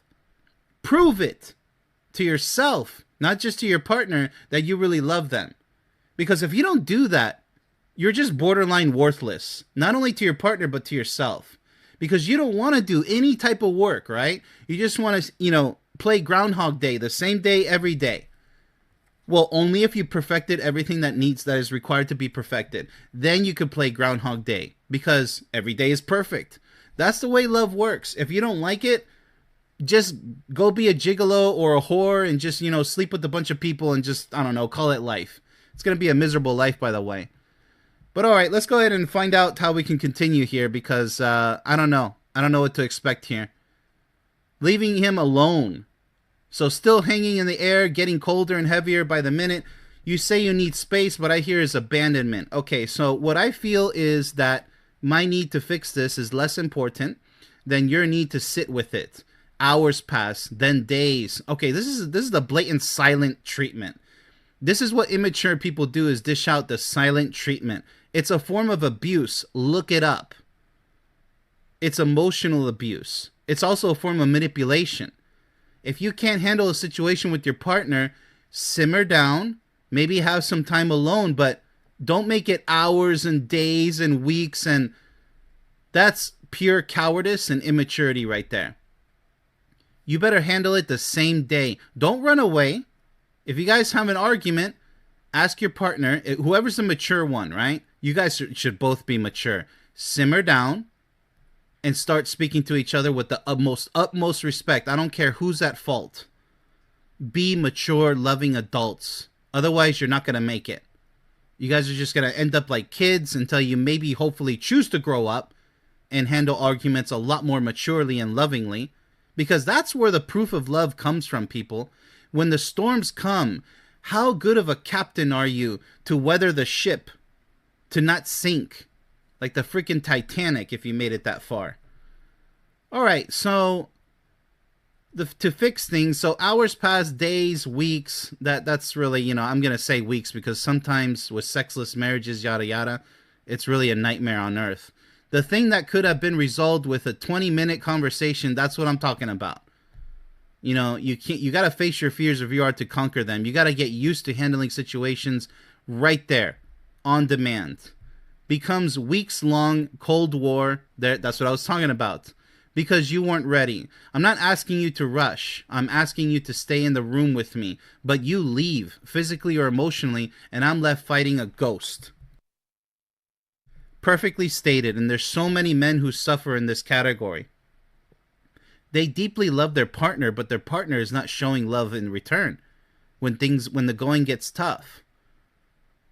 It's just like, once again, what you put into the relationship is exactly what you get out of it. So when one partner's putting in a lot of effort and the other's kind of like abandoning you in these important, crucial situations, oh, I don't have to listen to your garbage, your BS. The other partner is left with, wow, is she going to break my heart? It does work both ways, but in this case, it's working with the woman not giving a damn about the guy. And let's say he's a good guy because we're going to take his word for it, right? The benefit of the doubt. You're dealing with an immature woman here who doesn't want to hear it. It's not healthy.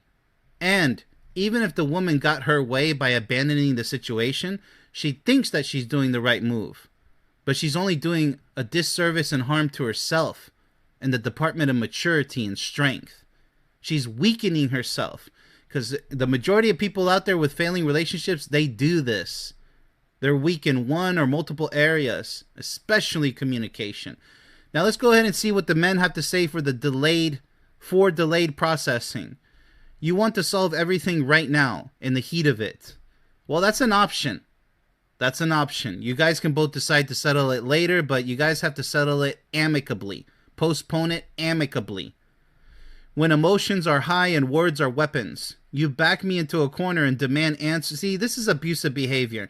This is the opposite extreme of the spectrum. When you're trying to force something to happen, that's not respecting and loving your partner either. And demand answers while my brain is still trying to catch up to my feelings. Yeah, you're completely disregarding his feelings. You got to speak to each other like grown, mature, loving adults, I swear. I'm not ignoring you, I'm drowning. When I say I need time, it's because I actually want to respond to you thoughtfully instead of reacting out of anger or fear. Well, you got to control your anger, buddy. It works both ways. She's in the wrong, but two wrongs don't make a right. So you're going to show signs of weakness by getting angry, which it could be justified.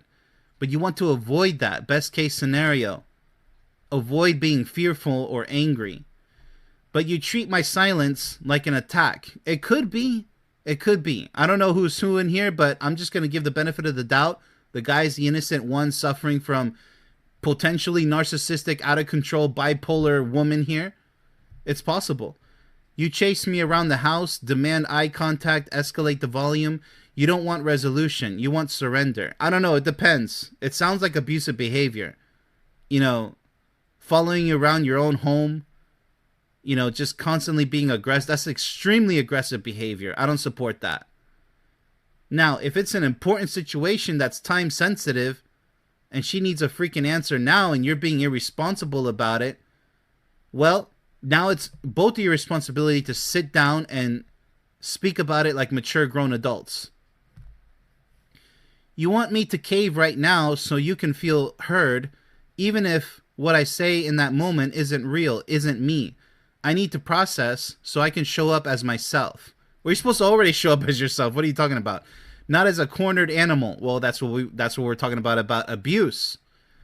But you won't give me that. So we fight about fighting. And nothing ever actually gets solved. Okay, look.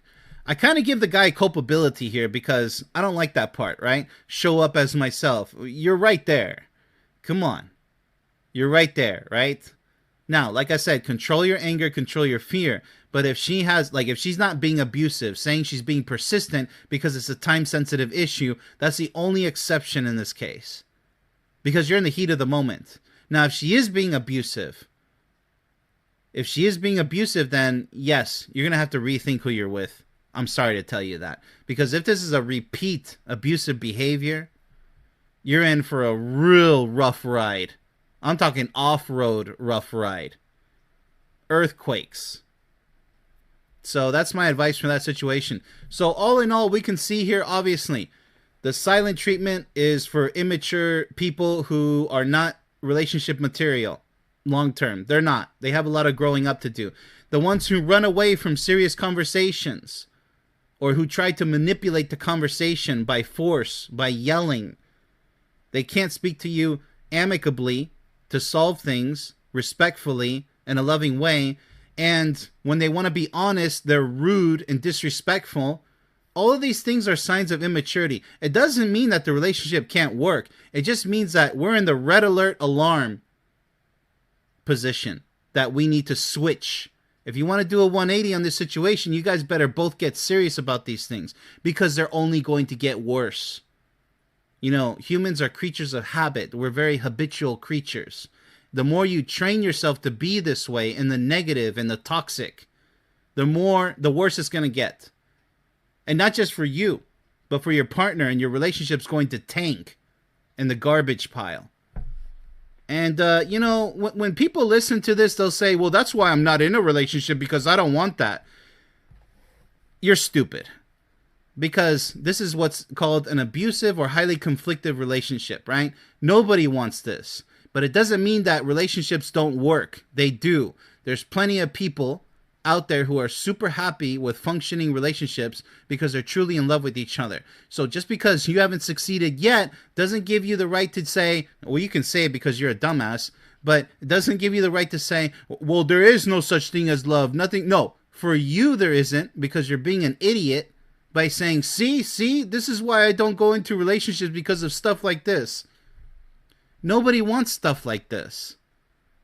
And you saying that are only exposing yourself as not being ready for a real relationship. So you're a loser. You're losing out on the best part of life itself, true love. But you have to build it. It's not going to fall in your lap. What the hell are you talking about? So, you know, people like that are immature who talk bad about love because they don't... Had they been in a loving relationship, they wouldn't say garbage like that. End of story. Money. Yes, it's not the root of all evil. Money's not the problem. Money is just a tool. Money is part of the system that keeps the world turning. Unfortunately or fortunately, it depends how fortunate you are. Isn't that the truth? Ever since the black and white days and before money was ever created, there was always a way of handling things. All we care about today is how you and your partner, and how you in general, handle money when it comes to relationships or potential relationships. So let's go ahead and dive right into it, shall we? Okay, without further ado, like always, we're going to start off with the women. Okay, what do they have to say in terms of for enjoying money now? Okay, so we're going to look at spending versus saving, but it's a little more complex than that. We're getting into the nitty gritty according to problems, okay, people? Okay, so you act, from the women, you act like every dollar we spend is a betrayal of our future. We have savings. We have retirement. Okay, that's good. Thinking ahead. It's always good. Contingency planning, right? This is responsible behavior. We have insurance. And still you hoard like we're one bad week from the streets. I hope that's not the case. A lot of irresponsibility out there with a lot of men when it comes to money. It's very tempting to spend too much too soon or money you don't have, right? I want to go out to dinner without a lecture. I want to book a vacation without a spreadsheet presentation. Yeah, see, now we're entering borderline abusive behavior or downright financially abusive behavior from, the husbands or the boyfriends in a relationship, because they'll tell you what you can and can't spend. All the way up to the smallest thing, like a cup of coffee. But yet they get to spend and save however much they want. It's really unfair. And a lot of these cases are abusive, where they literally control their wives or girlfriends, whether they share bank accounts or not. It's really despicable behavior. And it's a very big problem. Like, the husband or the boyfriend can be gambling, maybe even cheating on the wife or girlfriend, right? And spending a lot of money. But then, as soon as he starts running low on his funds, he's going to go over and try to control your funds, whether they're shared or not. You see how abusive that is? When it comes to a relationship, it's 50-50. You guys are both in charge of the funds. Like the coffers from the king and the queen in the palace and the kingdom. So if you want to be a king and a queen, y'all better act like it. Otherwise, you're just a bunch of loser fools who don't know what you're doing. No maturity, no intelligence. You call it responsibility. I call it fear dressed up as virtue. Your parents stressed out about money your whole childhood, so now you're paralyzed by it. Well, that could be the case. Usually all the problems lead back to the mother in a family, if they were toxic monsters. But it's always a decision whether to end up just like them or do better. That takes your own, willpower. But I don't marry you to live like we're broke when we're not. Yeah, see, that's the thing. You have to have balance. You save, you spend, and you think about what you're going to spend before you spend it. Be conscientious consumers, but also live a little. But don't live too much in the sense of money spending, because, well, you're not saving enough money for a rainy day. There's got to be a balance. You guys got to budget it together. Talk about it. A lot of people end up in divorces or breakups because they can't handle the topic of finance. My parents were like this. My dad wanted to control every single parts of all the funds, and my mom didn't like it. I learned a lot about that. I learned, number one, that my future partner better be mature and intelligent enough to work on my level to say, hey, look, we got to be responsible, because if not, we're both going to end up on the street, right? I married you to build a life, not just a bank account. Every time you kill a spontaneous moment, she's not a gold digger, okay, people? That's not what she means here. I know what the context is. She's not a gold digger, okay? So don't be sounding the alarm that she married a bank account, because I know a lot of toxic guys out there are going to say that.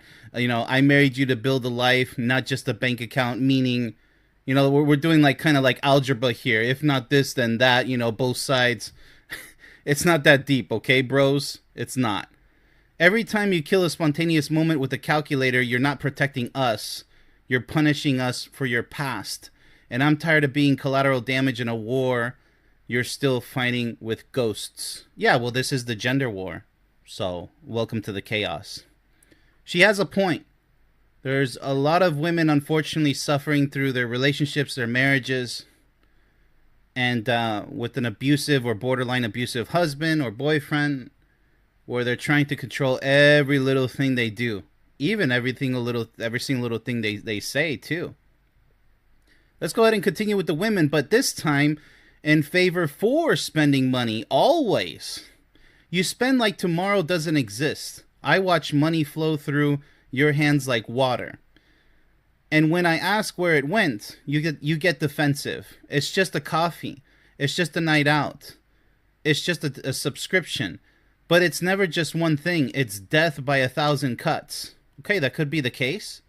Especially in today's digital age. Yeah, I agree with that. And if that's the case. And I'm not the one lying awake at night doing the math you refuse to do. Okay, she is the one lying awake doing the math. You call me controlling. I call myself the only adult in this house thinking about our future. You want to enjoy life now. I want to have a life later. Okay, so she's arguing for saving more instead of... See, this is the imbalance I was talking about. It's simple mathematics, right? Like, literally. You spend too much, you're not saving enough. You're saving too much, you're not living enough. It's just that simple. Everybody has their budgets. Everybody has their thresholds. But the only thing that matters is that you both agree, maturely speaking, because it can't just be one in charge of everything and the other's not, unless the other, agrees to those terms and says, you know what, you handle the finances because I suck at doing it. Okay, but it has to still be fair. Not controlling behavior. And not careless behavior. Right? Saving too much, spending too much. Those are two opposite ends of the extreme spectrums here. All right, so I want to have a life later, but later doesn't exist if we spend now like there's no tomorrow. I'm not trying to ruin your fun. I'm trying to make sure we have fun for the next 40 years instead of just this weekend. Yeah, absolutely. You can't live like tomorrow doesn't exist because most likely tomorrow is going to come anyways. It's as simple as waking up in the morning, and you shouldn't take that for granted. You should always be grateful for every day that you're still alive. But she has a point here. But you see every dollar I save as a criticism, when reality it's a love letter to our future that you refuse to read. Okay. This is very easy. We just covered everything within that side of the spectrum here with the women. Let's go ahead and shift gears over to the men, see what they have to say for these 2 points here. For financial freedom, you want joint accounts and shared budgets. Yeah, a lot of men have a problem with that. Well, that's a trust issue. That's your guys' problem. I'm not saying to trust any woman. I'm just saying that if you can't trust a woman financially, then you're with the wrong woman. Oh, but how am I supposed to know? That's your problem. It's not a gamble. If you feel like it's a gamble, you don't know if you should have worked on that with a solid friendship before dating and before marrying or getting into a serious long-term relationship. That's your problem. If you feel like you can't trust your partner with financial responsibilities, like shared bank accounts. You see how that works? Without trust, there is nothing. With doubt, there's uncertainty. And that's your fault. You need to have rock solid communication. Okay? Fellas, don't act stupid saying, oh no, the women are going to steal everything. No, you know what? You're with the wrong women, idiot. Okay, so I want autonomy. I worked for my money. Well, if you're in a dual working relationship, then she worked for hers. But if you're not, and she's a stay-at-home wife, prepared to handle the kids, or you don't have to have kids. It doesn't matter. If she's going to be a domestic wife, waiting to be your fantasy when you get back home from a hard day's work, it doesn't matter if you work for your money. That's your job, literally. So shut up about it, right? I mean, it's great that you're doing it, but don't have a nasty attitude like so many idiot guys out there these days. And I'm not being extra hard on the guys. A lot of guys think that you're so hard on the guys and you're so easy on the women. No, I lay the hammer on both of their asses. I do it all the time. But here, I just hear so many times these days of guys complaining about gold diggers, and that's your problem. That's your F up. Understand? Because you're with garbage females who don't deserve to be called real women. You see how I'm laying the hammer down on the women now? Because those are toxic women, right? But again, that's your fault for choosing garbage. Don't start saying it's all women. No, it's not. There are beautiful women inside and out, highly mature, highly responsible and wise, intelligent. The problem is you don't know how to find them. You see? So your future will always depend on you. It rests on your shoulders. So you better buff up them shoulders. All right, so I earned it. And suddenly marriage means every purchase I make gets scrutinized. Well, it depends. Are you spending responsibly, dude? Yes or no? Every hobby becomes a line item. Every personal decision requires committee approval. It depends. Now, if she's trying to control you, like micromanage you, then hell yeah, that's abuse. And she needs to back off or it's over. It's an ultimatum time, right? But if you're being overly sensitive about things that you should be cautious of, and you're like, nah, honey, stop nagging me. And you're going to run, your finances into the gutter, you should have listened to her, right? I don't know what the case is here. Let's go ahead and find out. Maybe we get more of a clue. You call it partnership. I call it surveillance. I'm not hiding anything. I just don't know. I just don't want to justify a new guitar or a guy. It depends how much the guitar is.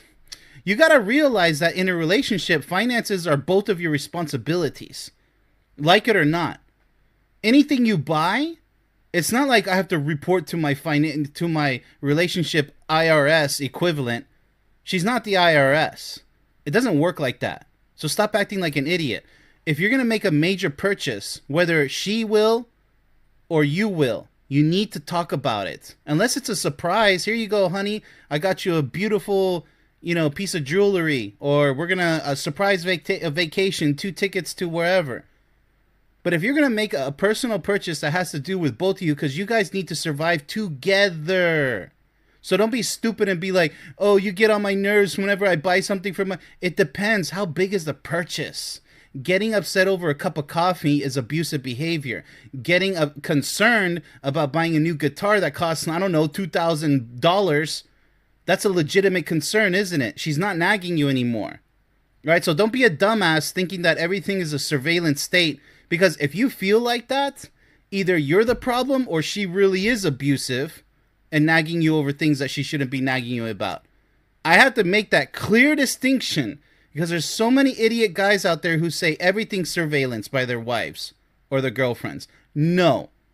It's genuine concern, legit concern over finances. You don't like it? Then don't get into a relationship.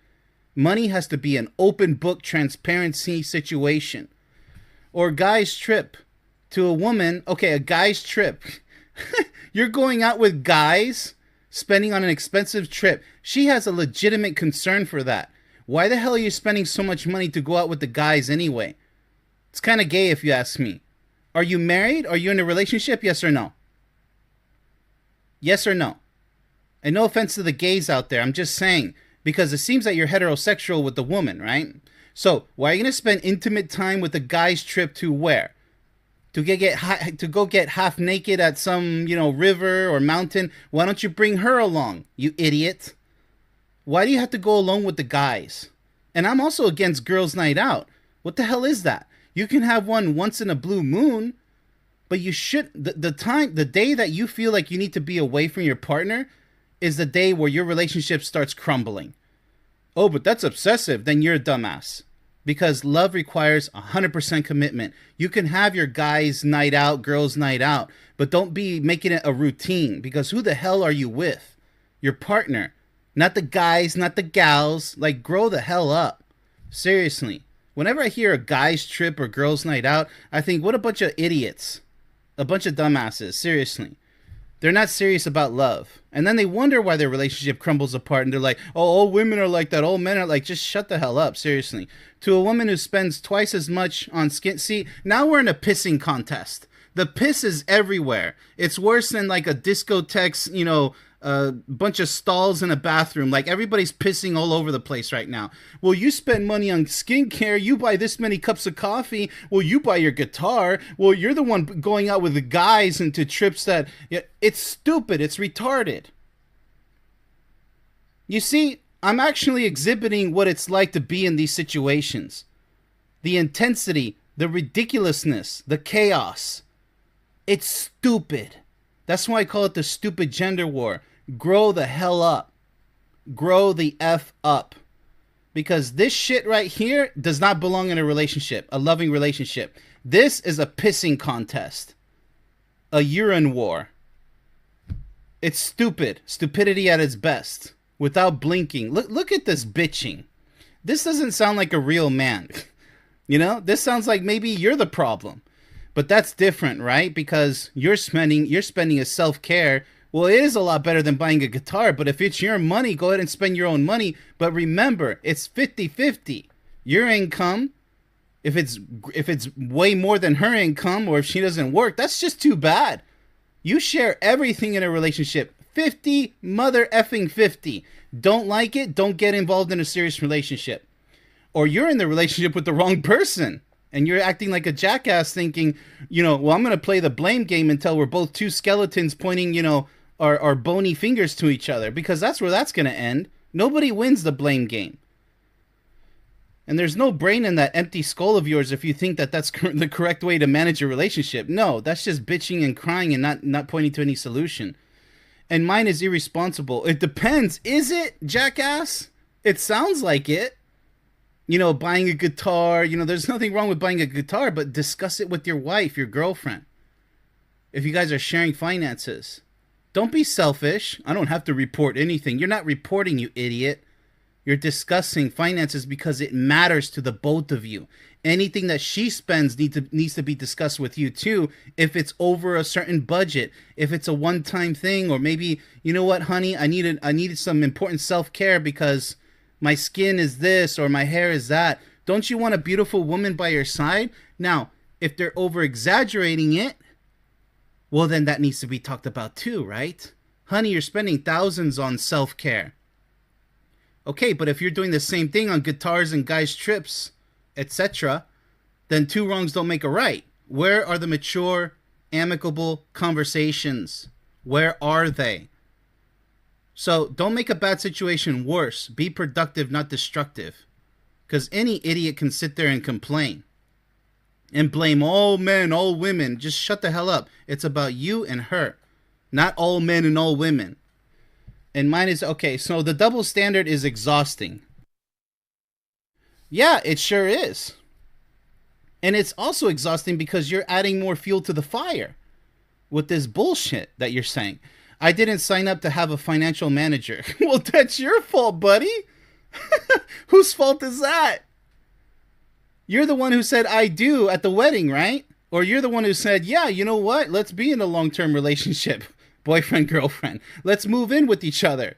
You're the one who agreed to those terms. You should have known who you were getting into bed with, literally and figuratively. You know, you can't have your birthday cake and be like, no, my slice, and, you know, you can't have it and eat it too, right? Like, you know you have to share your birthday cake. Unless you're a total, you know, just selfish jackass. I mean, you know, heartless bastard. So I signed up for a okay. You signed up for a partner, but somewhere along the way, you became my accountant and I became your problem. No, you both are problems, you know, at this point. Either she has the right to complain about all of this, but it sounds like she kind of sort of doesn't because of the self-care that you're complaining is too much. Maybe it's not, though. A lot of guys lie about how much their women are actually legitly spending for their self-care. And at least it's for self-care. Because a lot of idiots out there will say, well, she's high maintenance. No, you retard. She's taking care of herself. That's health. That's her health. She cares about her appearance. She loves herself. What are you doing with the money? I'm going to go gambling. I'm going to buy this guitar. I'm going to go with the guys. I'm just going to spend it, you know, a la stupido. Just completely retarded, right? Now, granted, it's your money. You can spend it on whatever, but you have to have these conversations with your wife or your girlfriend. It doesn't matter. If you're in a serious, committed relationship, have the damn conversations, but do it amicably. Calm the hell down, which I'm going to do right now because this just annoys me so much. Let's go ahead and go to the second part. Oh my goodness gracious, what a circus. All right, so for financial togetherness, let's see what the guys have to say here. Maybe they'll redeem themselves. You want autonomy. I want security. You treat our money like yours and mine, but I said ours on our wedding day. Okay, well, that's true. Every time you make a significant purchase without discussion, you're not just spending money, you're spending trust. Well, kind of, sort of. Ease down a little bit on that gas pedal. You're telling me that your desire Your desires matter more than our agreements. And when I bring it up, I'm controlling and nagging. Okay, so now we're just simply reversing the tables here. That's all we're doing. Now you're playing her role, like we discussed before, and she's playing yours.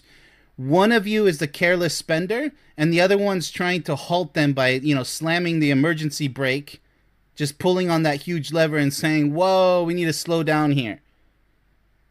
And no, I'm not being this way. This is important to discuss right here, right now. That is extremely important. No, I'm someone who needs to know we're building the same future. That is important, yes. You see independence. I see secrecy. You see freedom. I see a partner who wants the benefits of marriage without the accountability. If you want to make discussions alone, be alone. But don't sit across from me at dinner and pretend we're a team while you're quietly playing solo. Okay, look. Obviously, there's lots of disconnect here, okay? And the tables have been turned. So, is this a battle for or against women? No. There's equal amounts of dumbassery going around here. There's lots of dumbasses in these examples. Now, there's smart actions in these examples too. There's good women and good men who will argue with their spouse or their partner and say, you know what, we need to talk about this. Okay, honey, like this is getting out of control. Or, you know what, I wasn't aware you spent this much on this. Maybe we should plan better.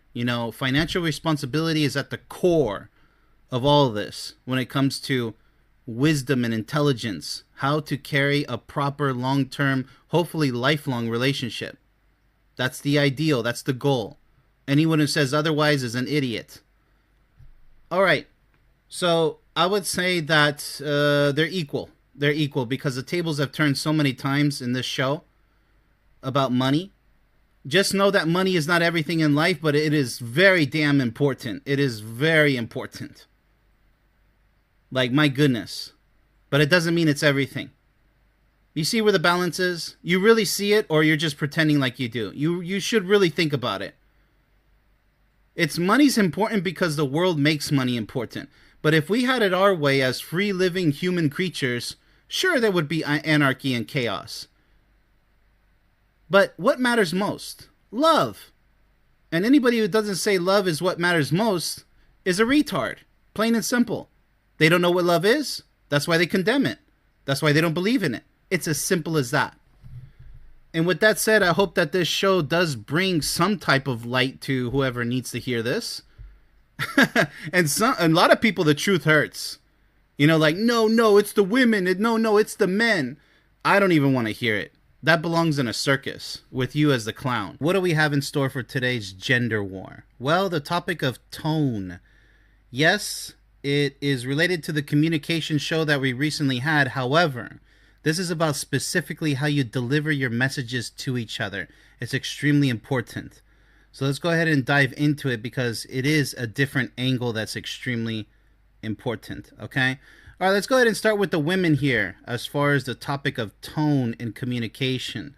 Something that a lot of people ignore because they're either immature or lazy. Okay, so for the women, these are women for tone awareness. You say the right words, but your voice says something else entirely. That's what we're referring to as tone. Okay? Because the words you choose, but your face doesn't really match the words you're saying, right? It's not like we're robots, okay? That's not what I'm stating here.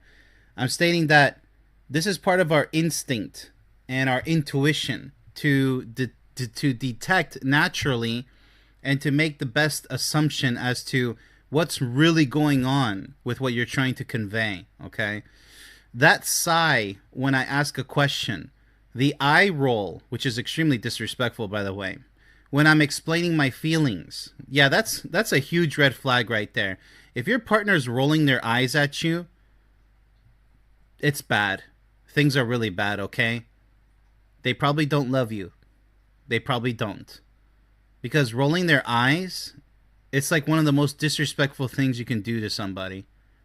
So by all means, if you want to weaponize it with somebody else, but not in your relationship. That type of garbage does not belong in a relationship, rolling your eyes, okay? That means something is very wrong. and it really needs to be fixed if you guys want to remain together forever. Okay, so the way you say fine, like it's a curse word. Well, it does bother everybody like a curse word. It's really bothersome. It means, no, you're not fine. Otherwise, you wouldn't be acting like this or saying these things. It is like a curse word. It's like, wait a minute, what's going on here? You know, you want to get to the bottom of everything. That's what communication's all about. You think because you're not yelling, you're not being cruel. Yeah, exactly. You could say very silent things that are very offensive. But contempt lives in the spaces between words. Yes, if you're detecting resentment in your partner's tone, which is what we're discussing here, then yes, there's something very, very wrong that needs to be addressed. Resentment is a relationship killer. A very, very big killer of relationships. There should be zero level of resentment in a relationship, because otherwise it's not love, plain and simple. It lives in the smirk when I'm upset. Yeah, this is just really cheeky behavior. You know, it's just like smart ass behavior here. It's really sad too. When I'm upset, the dismissive whatever, yeah, whatever is extremely immature to say, like whatever. It's very dismissive, it's very immature, it doesn't get anything done. It doesn't serve you or the person you're arguing with. It really doesn't. When I'm begging to be heard, you've weaponized your tone so effectively that I spend more time decoding how you said something than actually addressing what you said. Yeah, this can be a real brain buster. It really can be that just dramatic. Because it's not what you're saying, it's how you're saying it. There's so much being conveyed. The emotions and the words being communicated. It's such a powerful 1-2 punch, not just a one uppercut to your face. And when I call it out, I'm too sensitive and reading into things. No, I'm accurately reading the disgust you're too cowardly to say out loud. Your tone is honest even when your mouth isn't. And right now, it's telling me you don't respect me enough to hide your contempt anymore. Yes, contempt, resentment, it's all bad. And it doesn't belong in a loving relationship. I totally agree with this. This really does sum everything up. It really does already. But I'm interested to know what women have to say for tone defensiveness. You monitor my voice like a parole officer. Every sigh is aggressive. Every pause is passive aggressive. Every time I raise my voice half a decibel, you accuse me of yelling. Yeah, okay, so these are just exaggerations, not an actual dangerous red flag sense of tone, discrepancy here, okay? You've created a tone police state where I have to self-edit every syllable. No, this is an exaggeration, but one could end up in a situation like this, yes. Just to have a conversation. Meanwhile, you can cry, scream, slam doors, and call it passion. But when I speak firmly, I'm intimidating. When I'm frustrated, I'm angry. You've pathologized my normal human reactions because they're inconvenient for you. Yeah, when people say, I can't deal with drama, I don't want drama, when it's not drama, it's like legit requires you to communicate with your partner in rough, tough situations. And you're just too lazy to do it. That's not drama. That's called being a responsible partner. You have to respond, your ability to respond to the situation at hand. You can't be lazy and passive and be like, whatever. You're not going to make it with anybody in this world. You're just going to have a life of miserable one-night stands to look forward to. Completely unfulfilled and empty. Like an empty shell destined to be a loser forever. I'm not allowed to sound tired, annoyed, or even slightly frustrated without you shutting down and making yourself the victim. Your sensitivity to my tone has become a weapon. You don't have to engage with what I'm saying because you can just attack how I said it. Yeah, that's another thing, Focus on both things, people. Don't focus on one more than the other because the purpose of communication is self-defeated at that point. The tone and the message being delivered. Focus on both, but don't obsess over one over the other. It depends. But usually, in the heat of the moment, just get the messages across, right? But if they're extremely disrespectful and unbearable, then it needs to stop and wait for a later time. Ending things amicably is the best outcome for this, as possible, as amicably as possible. But sometimes that's easier said than done. It depends, how strong one or both of you are. All right, so I'm left unheard, uncoupled, and apologizing for having a voice at all. Absolutely, it's a tough situation, okay? But tone, it's not everything, but it has, it's the way you're delivering the message. It says a lot more than just the words that you're saying. So let's go ahead and shift gears over to the men. What do they have to say about tone delivery? Okay, so the men that are for calm delivery. I don't care what you're saying if you're screaming it. As soon as the volume rises, my brain stops processing words and starts processing threat. Yeah, so it's an instinctive reaction. It really is. Because when somebody's yelling at you, it automatically puts your entire body, not just your mind, on the defense. So it's not life-threatening, but it could turn highly abusive, actually, like physical abuse. You got to be, aware of that possible alarm going to go off. But other than that, most of the time, yes, you shouldn't be yelling in an argument. Even though it's classic, it doesn't mean it's correct. Kissing and making up and repeat, rinse and repeat, that's not a healthy relationship.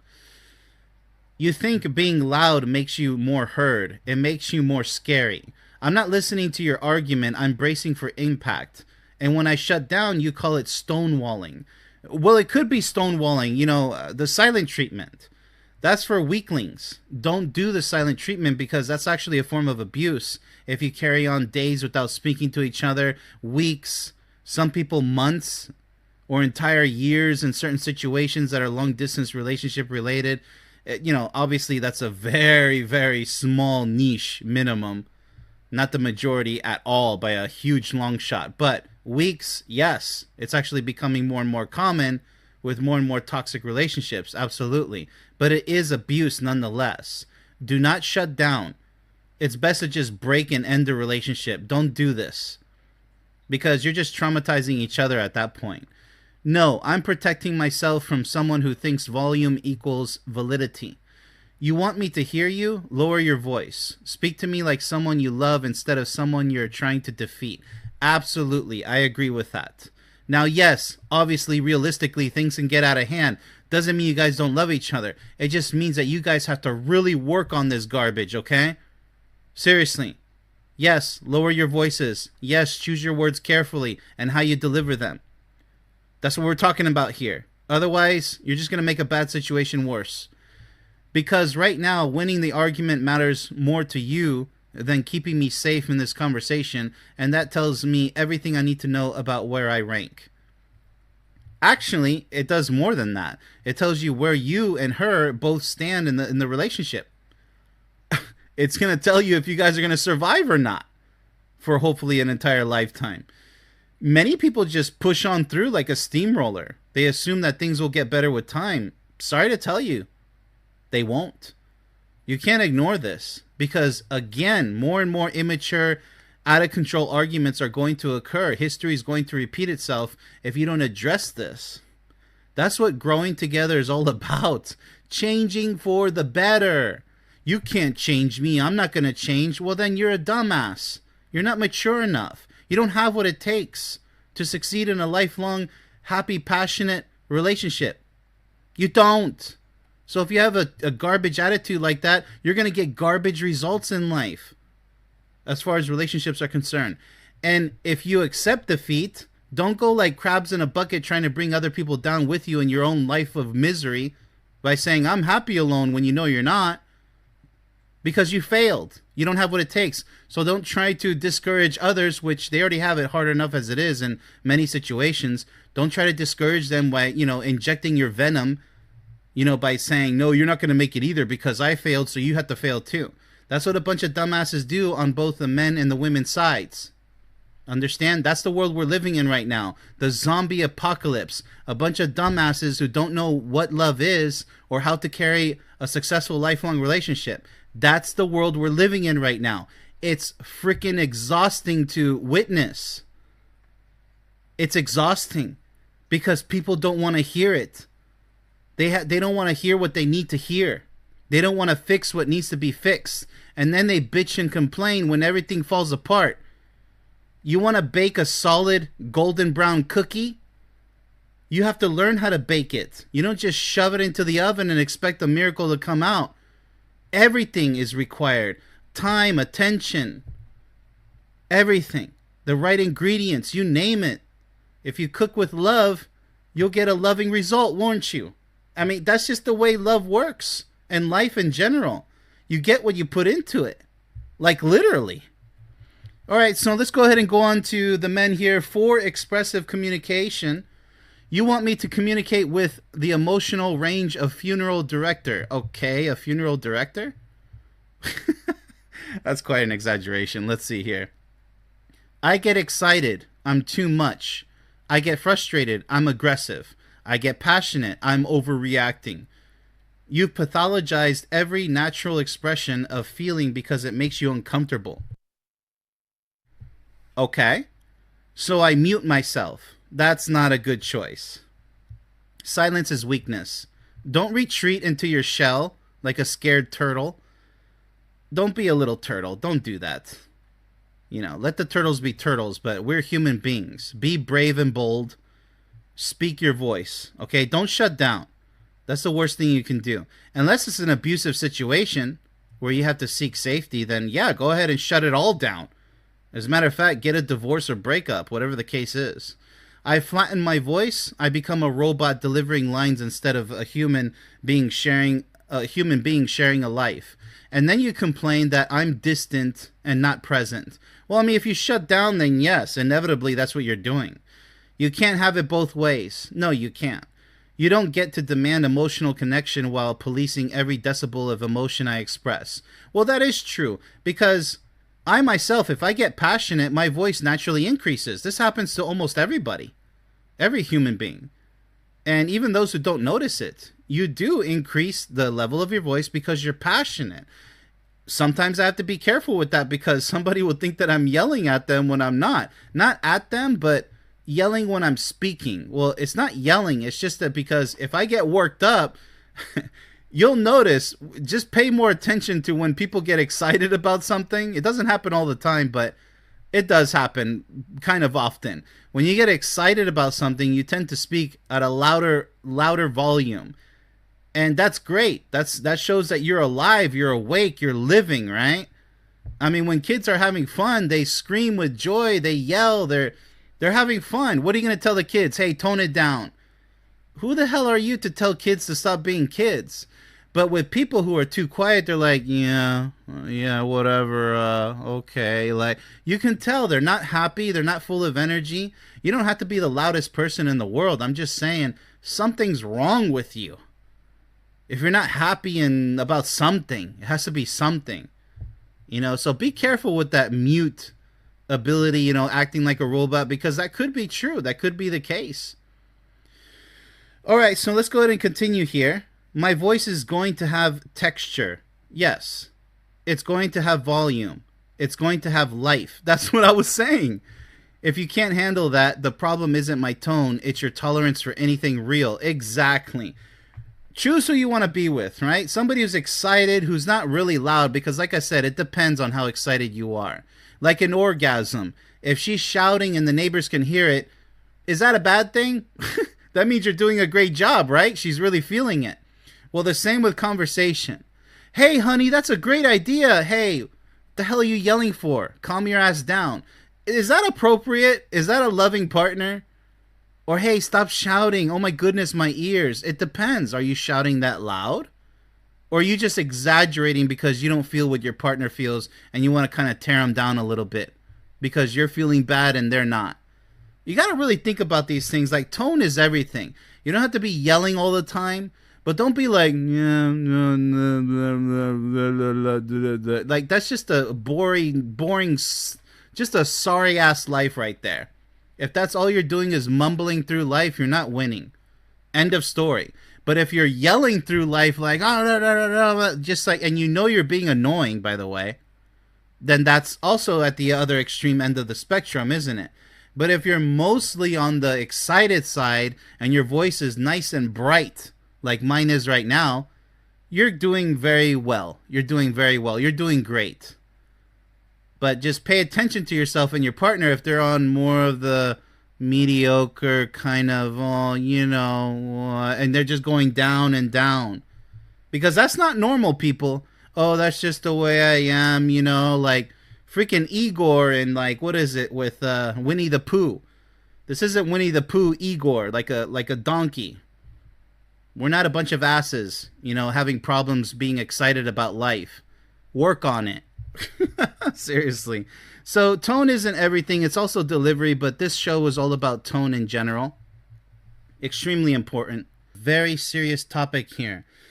Now, it's been a long time coming since around 2017 in South Korea to 2019 where the 4B movement began. For those of you who don't know, it's a feminist extremist movement that unfortunately is starting to take hold in the US. It's complete BS is what I think about it. I mean, look at what they're chanting here. No marriage. Well, that's what losers would say. No childbirth. Well, there goes humanity. We're pretty much going to end up extinct with that type of garbage attitude. No dating. Well, I agree, no dating, but how about friendship? And then that way you don't have to play the dating game. So friendship leads into maybe something else, more intimate, and then you guys can think about becoming partners. I mean, what's wrong with that? But you know what they mean. No dating just means let's just kill all of humanity, right? I think that's what it pretty much means. I mean, look at this. No sex with men. Do you know how babies are born? Or are you just complete retards? So anybody supporting this movement, I don't even call it a movement.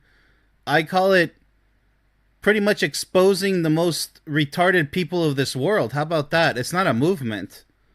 I mean, for me, it's just like dead in its tracks. But let's go ahead and proceed, shall we? Because we're going to be looking at men and women for and against this supposed movement. Wow, what a nightmare. I mean, this is what our world has come to, right? Like just a bunch of dumbasses running rampant, across the entire world in all different languages at this point. Not everybody, but especially in the US, lots of idiots, lots of them, just infested. It's a zombie apocalypse of retards, what can I say? So let's go ahead and see what the women have to say for the 4B movement. Now the B is because in Korean, that's the way they pronounce it, but in the US it's no, so the N, it would be like 4N movement. Know this, know that, whatever, who cares, it's semantics. Men have to understand what drove us here. No, we don't have to understand anything, okay, sister? You guys are just bitching and whining about being losers. That's what this is. What do you mean? What do we have to understand? That you're just fighting fire with fire because the toxic masculinity, you created feminism as a response to it. And many say they have conspiracy theories as to what feminism, it doesn't matter. You have equal rights, and that's all that matters. Hell, we even have men's rights activists. So the men have equal rights. The women have equal rights through feminism. Now, when you go to this feminist extremist garbage, what exactly do you want us to understand about that? How you're just pretty much tearing down everything that you fought for? Because that's what you're essentially doing. You're trying to ruin the peaceful, loving relationships that men and women naturally have in this world. You're trying to discourage everybody from love. You're trying to tear down everybody down like crabs in a bucket. That's what this garbage is. Let's go ahead and continue. Women have to watch their rights stripped away by male judges. Who's stripping your rights? I mean, if you don't like it, then move to another state, move to another country, move to another continent. You have options. You can't control the law. So there's voting, people into power. Then there's voting for laws to be passed. That's just what happens, okay? You can't change that. It's out of our hands. It's not about women. It's about men too. Men and women both lose certain rights if that happens. Like, get over it. Grow up. Get a clue. Women have to carry the mental load of every relationship. No, you don't. Like, just... Wow, I have to have an enormous amount of patience to read this garbage. I really do. Look at what they're saying here. This is what a feminist extremist retard sounds like. Carry the mental load of every relationship. What kind of relationships are you talking about? Because in a real mature, wise relationship, intelligent relationship, it's 50-50. It's both. You guys work as a team. What kind of a mental load are you talking about? Every household, every child. No, you don't. So what happens to fathers? They don't do anything for the household? They don't care for their own children and help you raise a healthy child, a mature child? Women have to risk their lives just to date. What the hell are you talking about? Risk their lives. 1 in 4 of us will experience severe violence from a partner. That's your fault. Not entirely, but mostly. Because if you're stupid and you choose the wrong guy who's going to be a complete psycho because you couldn't identify the red flags, whose fault is that? Whose fault is that? So anything that bad that happens to you from a partner, because there's guys out there getting stabbed by psychotic women, slapped in the face pretty much daily, being abused verbally and physically. And a lot of guys, yes, they do lose their lives by female to male violence. What about them? Oh no, it just happens to women. I really don't care. Because crime is crime. I don't care what race you are. I don't care what gender you are, what sex you are, for all of you picky bastards out there. It doesn't matter. Crime is crime. So when you start trying to compete in this like completely immature fashion, well, women suffer more than men and men suffer more than women, and I just don't care. I don't care. I lay the hammer on both of your asses. You all are immature idiots trying to compete with statistics. How much of a lowlife do you have to be to compete with statistics? Does it actually matter? No, it doesn't. Make better choices on potential candidates to be in a relationship with, especially a serious relationship. Stop messing around, stop being a dumbass, and actually learn how love works and what love really is. And maybe, just maybe, we can start to lower those statistics. Because in the end, it's all about lack of education in the household and in schools.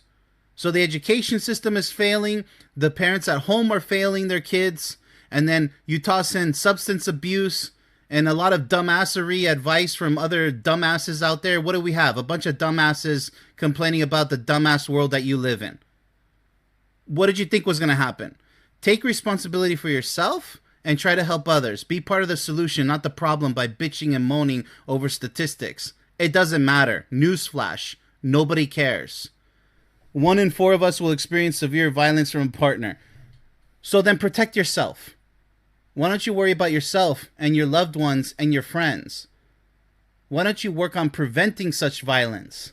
And then men have the audacity to ask why we're opting out. Opting out of what exactly? From dating? Well, because you're rushing. And the men who are rushing into dating are doing the same damn thing. It's both of your faults. Yeah, but I'm the victim and he's the... It doesn't matter.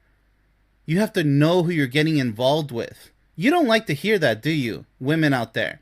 You really don't like to hear that. That you literally have to be very careful with who you're going to befriend for, people of the opposite sex and who you plan to get into a relationship with. If you don't, you have to accept responsibility for your own decisions in this life. If you're going to blame all men for this, that just means that you have no idea what you're doing in life. Because all you know how to do is just point the damn finger. I'm just going to leave it at that and continue because there's so much I can say to chew this person out. The 4B movement isn't about hating men. It is. It's about more than hating men. It's about hating life in general. Let's have no more babies. Let's have no more marriage. Let's just all end ourselves because you're just ending humanity with... Look at what you're saying, you idiots. No dating, no sex, no marriage. How are babies born then?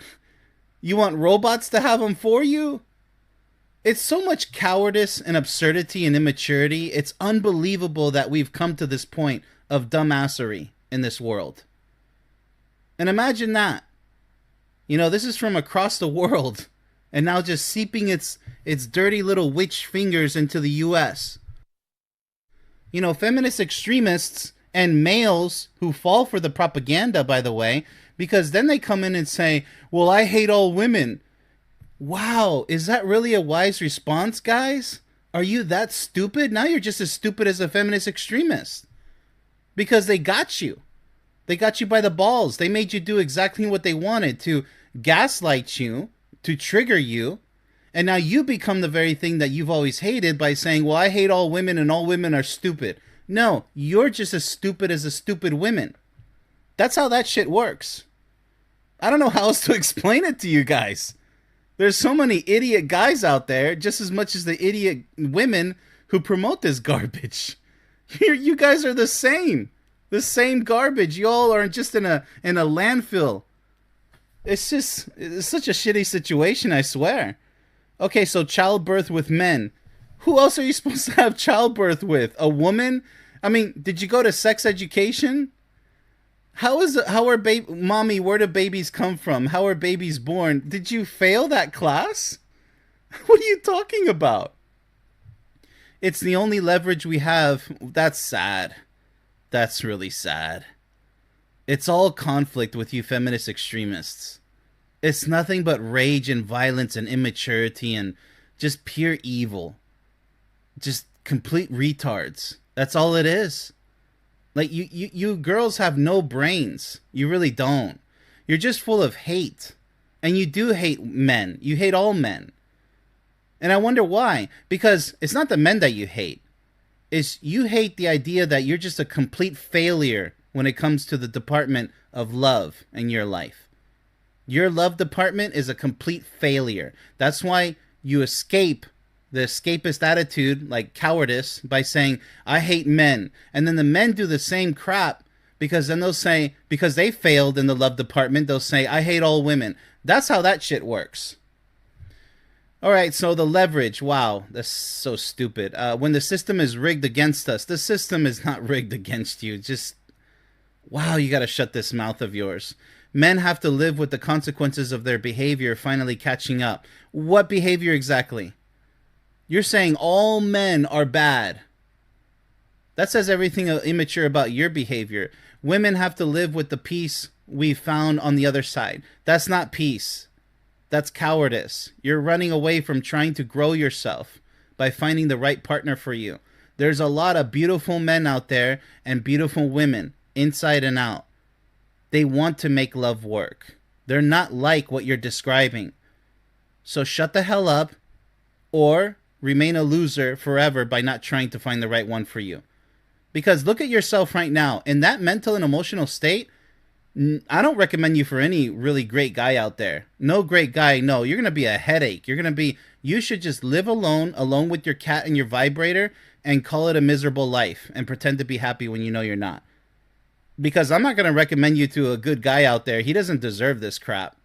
No, and he's going to always be edgy on his seat, like, oh my goodness, did I offend her? Because you have such soft skin, and you're going to bitch and complain and say, statistics and men this. You think a real good guy wants to hear that 24/7?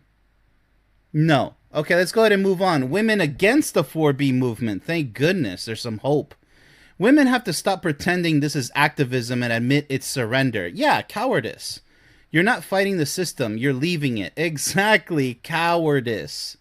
A bunch of retarded cowards, I swear. You're not changing men. You're avoiding them. Exactly. The 4B movement feels powerful on TikTok, but in real life, it's just loneliness with the political label. Exactly. Losers are all lonely, and all they do is bitch about all men, all women. That's all they do. Because they're losers. That's what losers do. Women have to ask themselves, does withdrawing change anything? Does refusing to date stop the Supreme Court? No, it doesn't. Does not having kids make the next generation any safer? No, because you're literally killing the next generation. There won't be a next generation if there's no babies, right? No children, no future. My goodness, I mean, how retarded can they be? It doesn't. It just leaves the battlefield to the women who stay and fight. Exactly. The real women of this world have to fight in your place because you're a coward running away saying, oh, I'm just going to, make a bad situation worse. Meanwhile, the real women are speaking up, trying to fix the situation amicably and legally. So you're not helping out.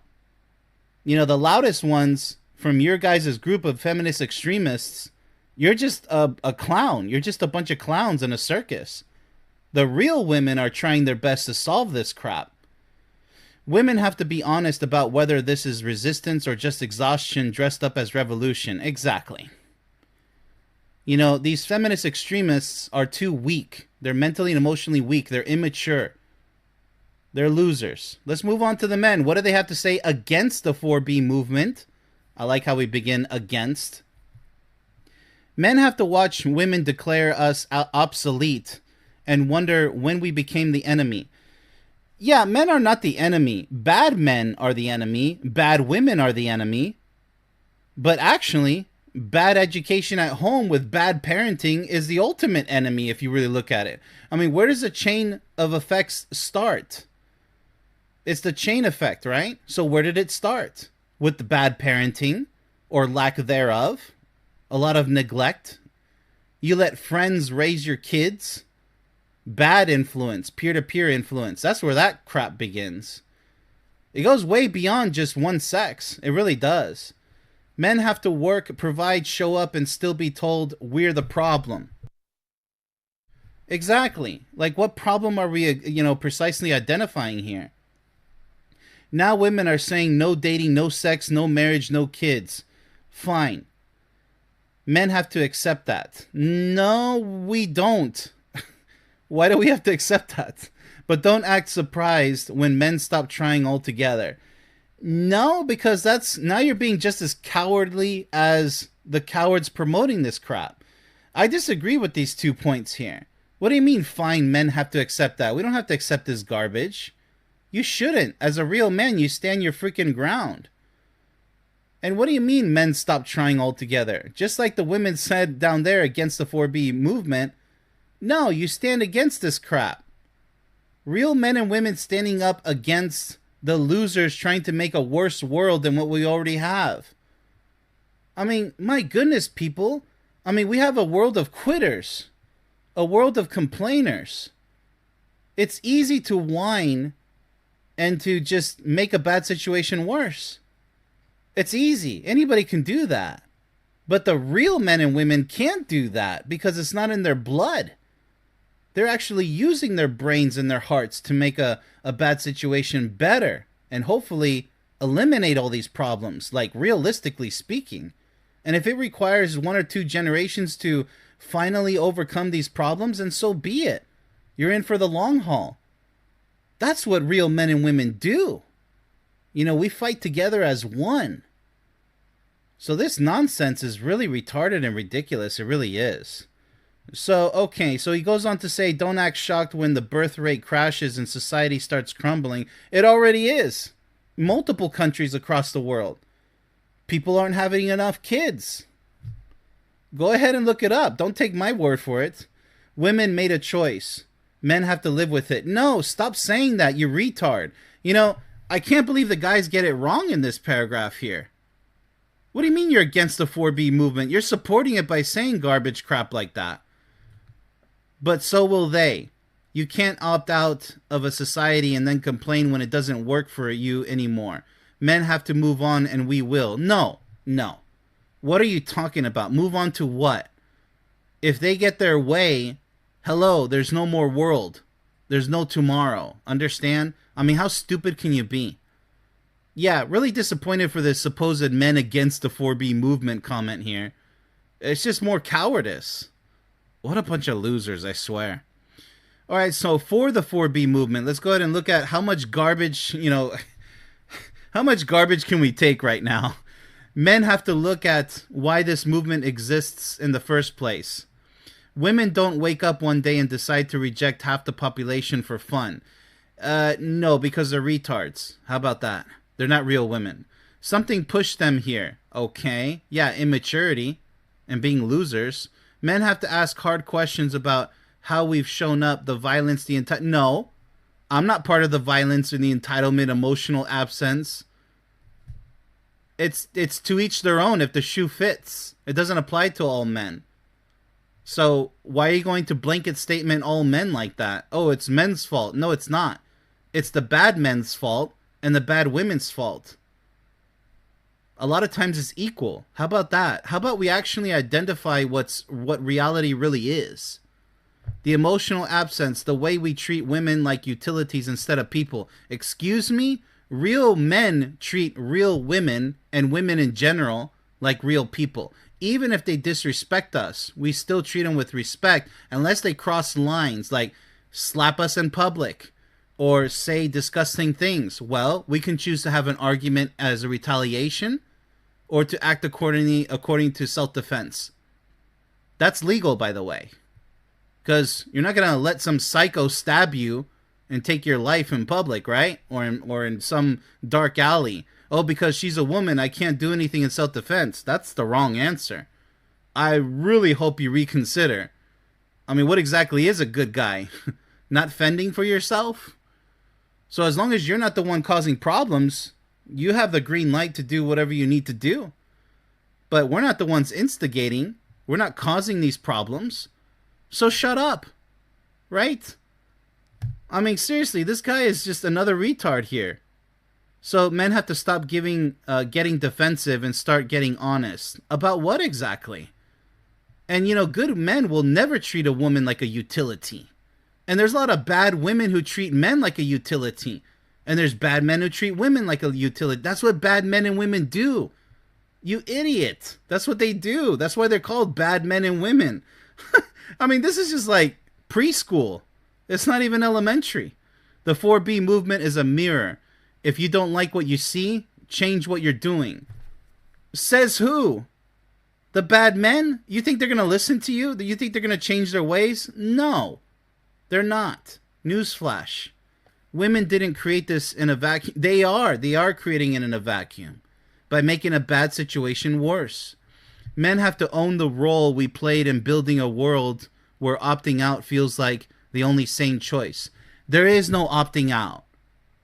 Okay? There's a solution, which is working together to solve these problems.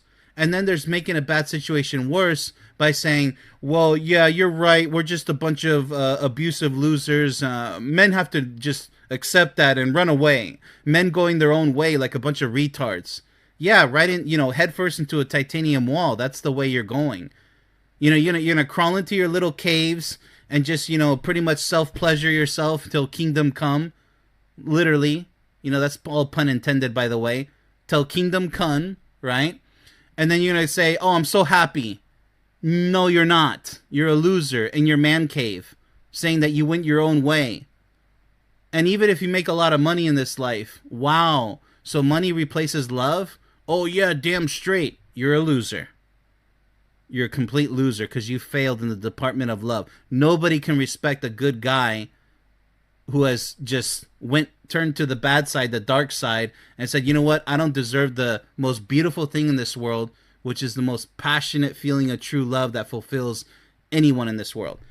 If you deny that, you're worth nothing.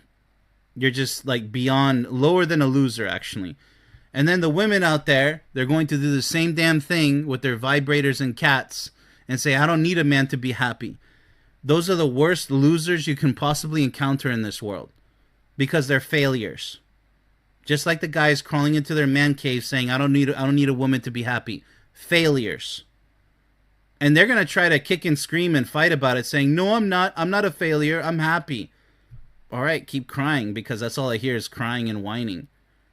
I mean, who are you trying to convince? I know you're a loser because you're choosing to be a loser. That's your problem, not mine. It is what it is. If you give up in the realm of love, you're a loser. It's that simple, people. It doesn't get any more simple than that. So this whole 4B movement is an absolute joke. Look at what they're saying. No marriage, no children, no dating, no sex with men. What exactly are you promoting that's productive about any of that? How about you just say no life? That's what's missing in this equation, right? I mean, because life's not worth living if you don't have love in your life. Like, I'm not saying like to end one's life. I'm saying that it's really not worth living if you really think about it. You can travel the world, you can spend your money on a lot of things. It's not going to fill in that empty spot in your heart. It's not. So I don't know what you guys, you fools out there who think otherwise. You're just living in perpetual misery. And you're never going to get better. Sad to say. I can't believe that this crap is actually a thing these days. The 4B movement. It's not a movement. It's an insult to all of humans. To all of humanity. Every single human out there. It's a complete insult. It's not a slap in the face because it's that retarded. It's not that strong enough. Now, feminist extremists, that kind of is a slap in the face because there's a lot of guys out there suffering from that quote-unquote movement. Feminism was okay. Men's rights are okay. But men going their own way and then, feminist extremists, no. Now you're dealing with the retard losers who are, they're out there to produce chaos because they're unhappy. That's what miserable losers do. They kick and scream and they promote their BS. Live alone. Don't believe that love exists. That's what losers do. Failures in this life. Well, it's going to be about the topic of traditional wives. Women for it, women against it, men for it, men against it. So without further ado, let's go ahead and start, shall we? Okay, so beginning with the women as always, women first. For the traditional wife lifestyle, otherwise known as trad wife, which sounds mighty cringe. I don't know why people have to say trad. I mean, traditional. It's not that many more syllables left, but whatever. Women have to stop pretending that wanting a quiet life at home is a betrayal of feminism. I bake bread. I keep a home. I submit to my husband because I choose to, not because I'm forced to. Yeah, so what's wrong? What's wrong with the trad wife? It's so ridiculous. Women have to ask themselves why choice only counts when it looks like a corner office and a pantsuit. I found peace in tradition. I found purpose in nurturing. Yeah, that's what both partners are supposed to do in a relationship, nurture each other. It's not just the wife's role. Women have to stop tearing down other women for making different choices than they would. You call it regression. I call it freedom. And the only person oppressing women right now is other women who can't mind their own business. Yes, absolutely. And, you have garbage women doing that, and then you have garbage men doing that. They're trying to beat down this idea of a traditional wife when there's absolutely nothing wrong with it. It's been proven to work worldwide. In fact, it's pretty mighty arrogant and ignorant of Americans in general to think that they're the only civilization that exists and that their way of life is the correct way of life. No, it's not. They are, perhaps, I would say, pretty much 90% of the rest of the world, or almost close to that, the majority, the great majority, let's just leave it at that, to be as accurate as possible percentage-wise. They all have traditional wife and traditional husband roles, gender roles, if you will. There's absolutely nothing wrong with that. That's exactly how humanity was, started. And that's why it works. Because it works. Now, do they have extremism? Is it perfect? No. But is it the natural way of living with your partner? Yes. Absolutely. Now, what she means here about people who can't mind their own business, well, it's crabs in a bucket, right? So if you suck in the realm of love, and you failed, or you continue to fail, it's only natural for you to be to act like a loser and want to bring everybody down with you. Because you're pissed off. You're miserable. You're bitter. And that's why you're going to kick and scream about it and to fight with others, arguing online and offline about how love doesn't exist, that traditional wives, they don't exist anymore, and that it's stupid, it's wrong. That's because you're stupid and wrong. You see how that works? All right, so that's for women for the traditional wife lifestyle. Nothing wrong with that. Very traditional, hence the word traditional. All right, so let's go ahead and take a look at the idiots who are against the traditional wives in today's modern day lifestyle. You can say modern all you want. It just means life has the same code to abide by because it's natural, right? Women have to understand that this traditional wife aesthetic on TikTok is a performance, not a life. Yeah, you shouldn't be watching TikTok for those videos. I don't know why people are going off of TikTok. I mean, give me a break. You see the flower dusted aprons and the smiling husbands, but you don't see the financial dependency, the loss of autonomy, the reality of being trapped if he changes or leaves. Women have to stop romanticizing an era when we couldn't have bank accounts or careers. That doesn't matter. That was back then. Today, you can have that now. So that's not what being a traditional wife is about. Not having this or that. No, that's the beauty of being a traditional wife nowadays. It can only get better. And that's what women fought for. They fought with the power of feminism, the correct way, by the way, just like men's rights activists.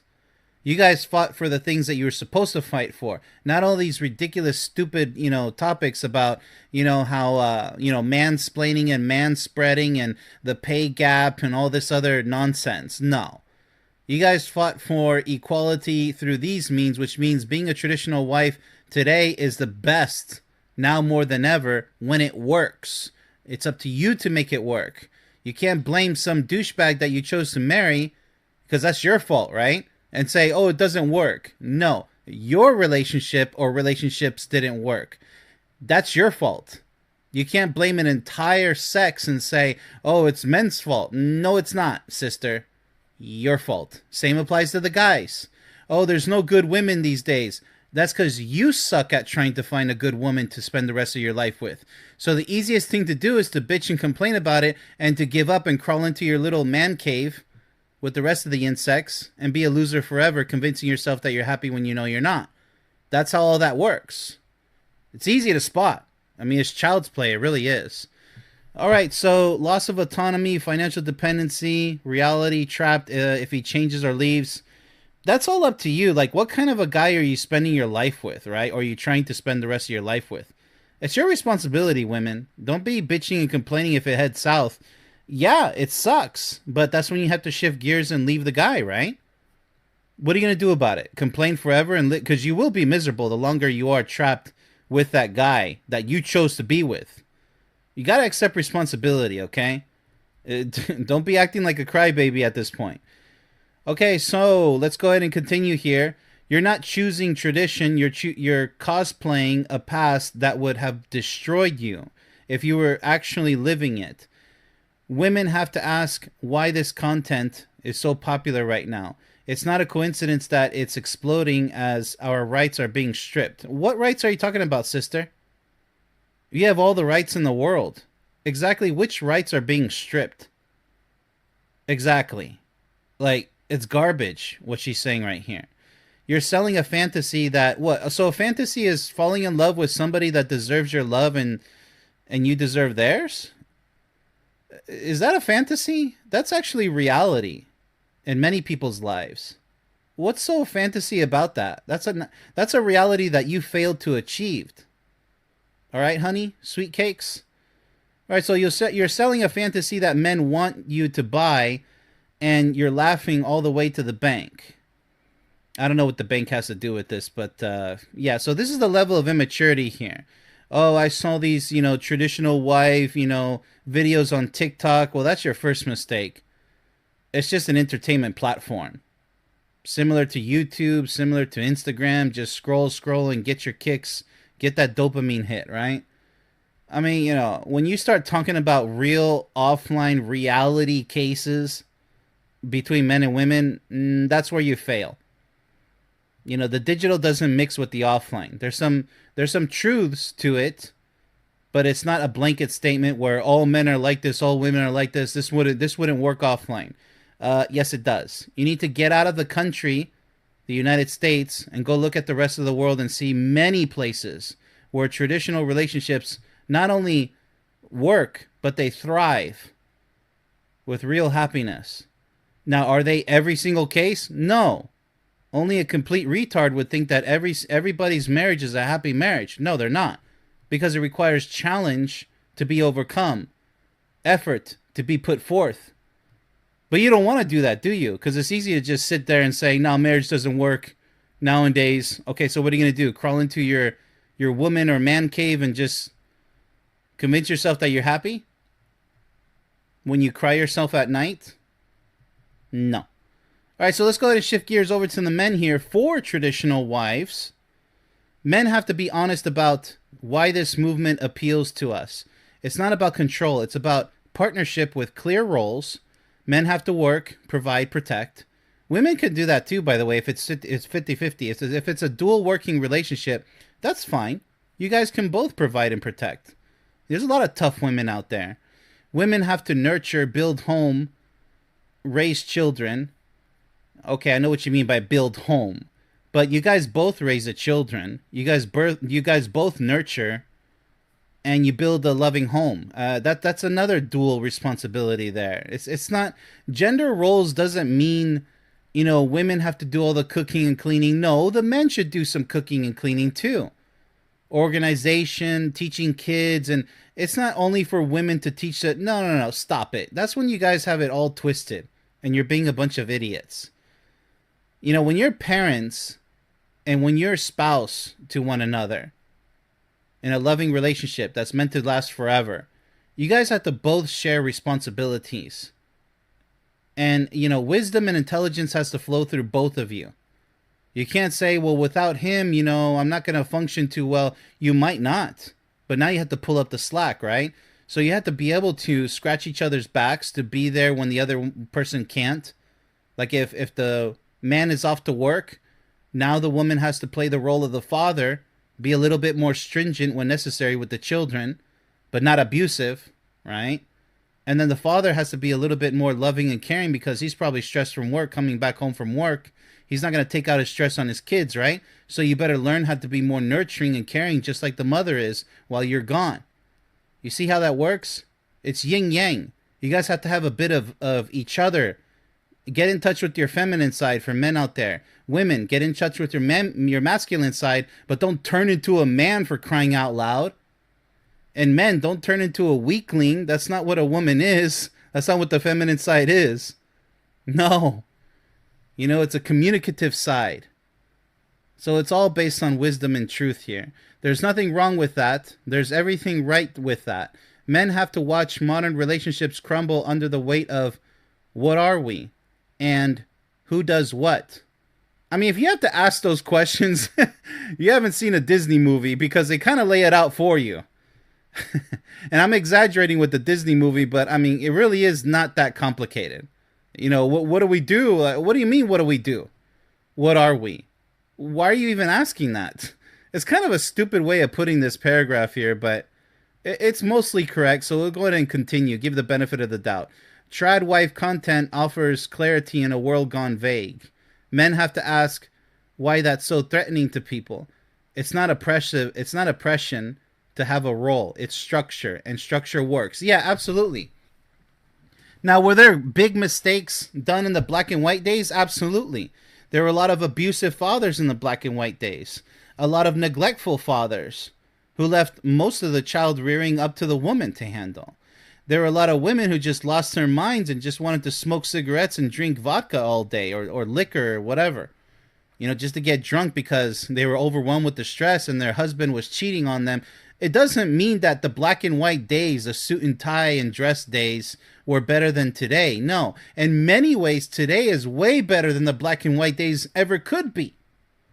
Because not only can we have the good from the black and white days, but we have a plethora in the age of information to learn from to where you can't go wrong, damn it. You understand? You have the internet. You still have libraries for crying out loud. There's a wealth of knowledge. There's wisdom. There's people like myself putting forth positive, useful, productive information for you to use and to apply in your own life, to be successful, to be happy with somebody. But it's up to you to listen to it and to apply it for yourself. But if you're going to be lazy and a jackass and say, no, whatever, well, then that's your damn fault. You deserve exactly what you're not going to get and what you will get, which is a lifetime of misery and suffering. Have fun with that. You see what I'm saying? So it's not about necessarily structure. It's about knowledge, real knowledge. You know what I'm saying? So, I mean, people either they want to listen and apply it to their own lives, or they're going to do the lazy thing and say, nah, I'm going to continue hating women. I'm going to continue hating men because you're a bunch of dumbasses. That's what dumbasses do. They never learn. They never really climb and upgrade themselves in this life. They just bitch and complain and never do anything positive with their lives. And then they smash the repeat button until they hit that titanium wall in the future and say, oh my goodness, what have I done? I wasted all my whole life because I'm not happy when I thought I was going to be. Well, that's your fault. So good luck with that. And unfortunately, tons of people, the majority, are going to learn the hard way, just like that. They're going to be like, oh shit, I just wasted like decades of my life being a jackass, a goofball. Yeah, because that's the easiest thing to do, right? For you. You're not the chosen one. What can I say? All right, so men against the traditional wife lifestyles. Men have to stop pretending that this traditional wife trend is about anything other than control. You don't want a partner. You want a servant who smiles. What's wrong with smiling? And what's wrong with servitude? If I serve my partner and she serves me, we serve each other in many ways. It's not necessarily servitude, but it's a gracious way of serving each other. It's with gratitude and with honor. Your wish is my command. That's what love is. Do you know how love works? And smiling, that means that you're happy. You're content. So what's wrong with that? Many people, they have this stereotypical image of what traditional husbands and wives are in the black and white days. Newsflash. You call it the black and white days, but back then they saw everything in color. You idiots. Just like you see everything in color today. Of course, we're referring to television when we say black and white, but it's because they don't pay attention as to the core of what actually works in a traditional nuclear family, as they call it. You never paid attention as to why it's important to smile and to serve each other as king and queen. So the more you go against it, against the grain, the worse your life is going to be.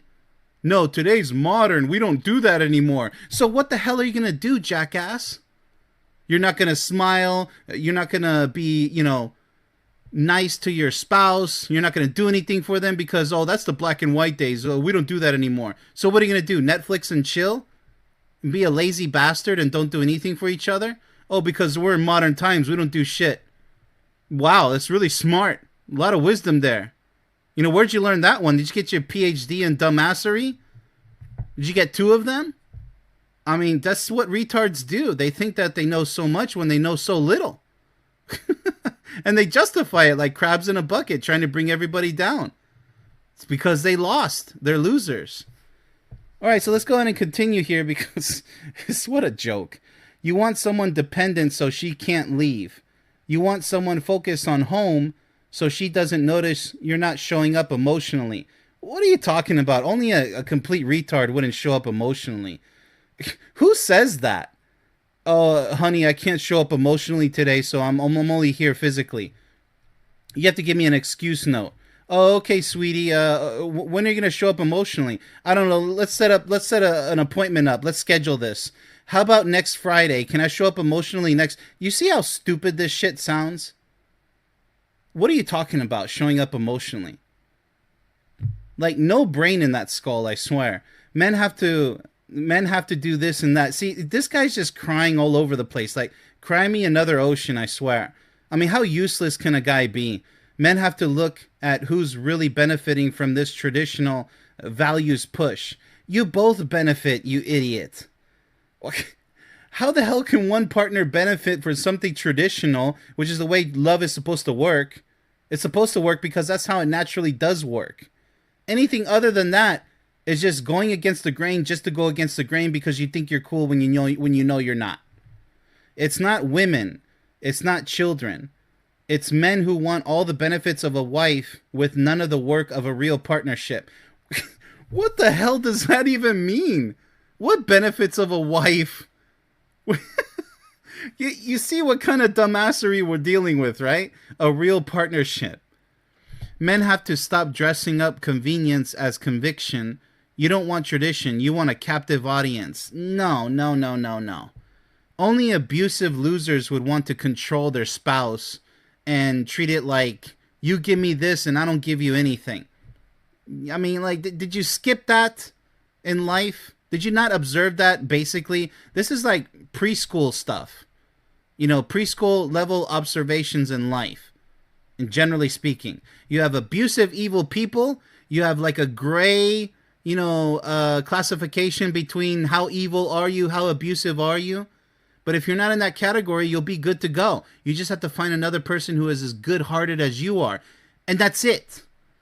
Oh, it's not that easy. That's because you're not making it easy for yourself. And that's why it's so difficult for you, because it's so easy. I've met people who they just have trouble tying their shoes or doing the simplest things, baking cookies in an oven, but they're like geniuses when it comes to math and science. I'm like, wow, that stuff's boring. How do you memorize how did you ace that class, that college level course? So, it depends on how much you know, yes, but about what you know. I'd rather be with a woman who has a heart of gold than a woman who is making 6 figures a year and doesn't have time, to tell me the time of day or to give me a kiss on the cheek and say, honey, I love you, because, I was in the wrong headspace. I didn't have time to. No. You have to decide where you want to live your life. How do you want to live your life? You want to live it passively, always in a rush, or stupidly believing things that are not true and making your own reality a living hell because you didn't stop to really think about things? Or you want to live life the way you were supposed to live, happily ever after with somebody who loves you as much as you love them? You got to make up your damn mind. You can't be bitching about all women this and all men that. How long are you going to play that game? You're going to end up like a skeleton pointing its little flangey fingers at each other. You guys are dead. There's no more life left because you freaking wasted it all, blaming each other. Your lives have gone to shit. So that's the way that ends. Rest in peace, right? All right, so with that said, yeah, I'm all for traditional wives and traditional husbands, but done in a modern sense. Better than ever. Better than ever. All right, so it looks like today's topic is body count. Now, I know we've talked a lot about body count in this channel, kind of periodically, but not really. It still remains kind of a not talked about subject, but a very much talked about subject in today's world nonetheless. So without further ado, let's go ahead and tackle body count from a slightly different angle today, because it is that important apparently. All right, so for the women, for the body count disclosure, that's right. So that's what makes this angle different. Should you be revealing body count? Is it really that important? And from a couple standpoint, not from the topic of body count itself, okay? That's what makes today's show different as far as the topic of body count. Okay, so women, for the body count disclosure law, they call it a law because they're being a little bit exaggerating here. Men have to stop acting like my sexual history is their business just because they're uncomfortable. Well, it's not about business. It's about, pattern recognition. How many previous partners have you had? Sure, if you guys love each other, like I said, I'm not going to make the whole topic about body count itself. I mean, to each their own. But yes, it is, in a way, both of your guys' business as far as being honest with each other. If you lie to your partner saying, I don't have a high body count, and I wouldn't even use the phrase body count. I mean, I would just say a lot of previous partners, right? But if you guys want to be hip to the modern, go ahead and say body count. I just cringe a little bit when I hear that. Yes, it's important, but it's not that important. Because if you've been with a bunch of failed relationships, people in the past, it means that you're not really doing good in that track record, right? But if you've been only with a few people, it didn't work out as well, it could be equally as bad, but it's not as blatant. So it's more forgivable, in other words. But does it really matter as far as it's none of your business? That's a little bit of a negative attitude. Yes, it is, because your past has a lot to do with your present, and maybe history is going to unfortunately repeat itself for your future. So it is your business, both of your guys' business. Not from a judicial standpoint. You know, like, well, you've been with XYZ, a number of partners. It's not going to work out. Well, you don't know that, but I mean, let's face it. Most likely, it probably won't if you have such a high body count. It just means that you're not even really thinking. You don't have your head screwed on straight. So it is both of your guys' business. So the women here, you don't have to put it on a billboard. How many previous failed relationships you've had? What's your body count? But when you're speaking to somebody who's potentially going to be a lifelong partner for you, yes, it is their business. Understand? I mean, if that makes you uncomfortable, then you're not ready for any serious long-term, lifelong, potentially, relationship. You're not. Because you have to be disclosing all of your business to each other. That's the way it's going to work. You have to establish trust. You don't have to go over every single little minute detail. But my goodness, yes, it is important. What are you talking about? You didn't get to demand a number and then judge me for it. Yeah, you see, that's what we're talking about. To your new potential partner, he's not going to judge you. He's just going to make a well-informed decision based off of your history. Because if you totally suck in the realm of love, and not in a good way, with so many failed relationships, he needs to know that. He does. Otherwise, you're being dishonest from the get-go. It is his business. Because you are trying to get with him, and he's trying to get with you into a serious, potential, lifelong relationship. You don't get to ask, yes, he does, and then use the answer against me later. No, he shouldn't. Because that's what being mature is all about. He's not supposed to tell anybody else your body count, and you're not supposed to tell anybody else his body count. Maybe he has a low body count, and a lot of guys are shamed for that. Oh, he's still a virgin. He hasn't been with one woman yet. He's only been with 2 women. Ha ha, he he. It's not funny. Actually, he's doing a great job. Not as a virgin, by the way. But if he only had a few partners in the past and he's trying to get it right as soon as possible, that's a great candidate. That's a good man right there. Because he didn't have to go sleeping around with a bunch of bimbos and failing in all kinds of relationships to get it right. That's a retard. That's a failure right there. He doesn't know what he's looking for. And the same applies to the women who have a high body count. You just don't even know what you're looking for. You're just goofing around. So your new partner needs to know that. Are you a goofball? Or are you somebody really trying to make it work with as few, past number of partners as possible?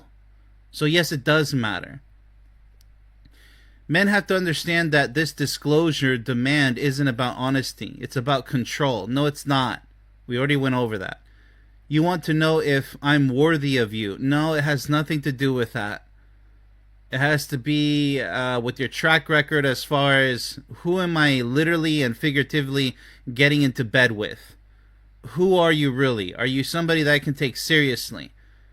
You might be worthy even with a high body count. I don't know, but you're going to have to prove it one way or another. And often it's multiple ways because you're not trustworthy with such a high body count. You need to be honest about your body count.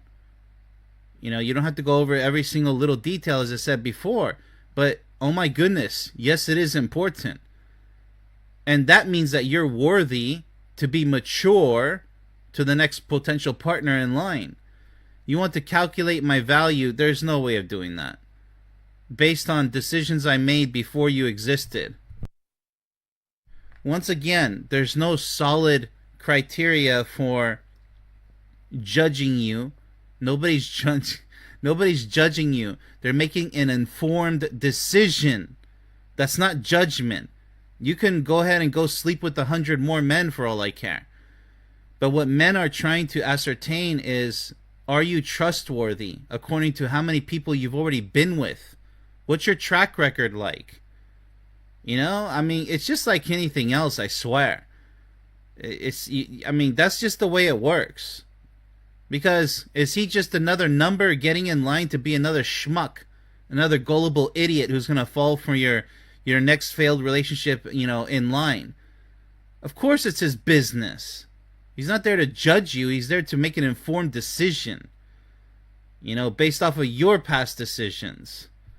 Women have to carry enough shame. No, you don't. No, you don't. What kind of shame? Shame around our own bodies. How? How do you feel ashamed of your own body?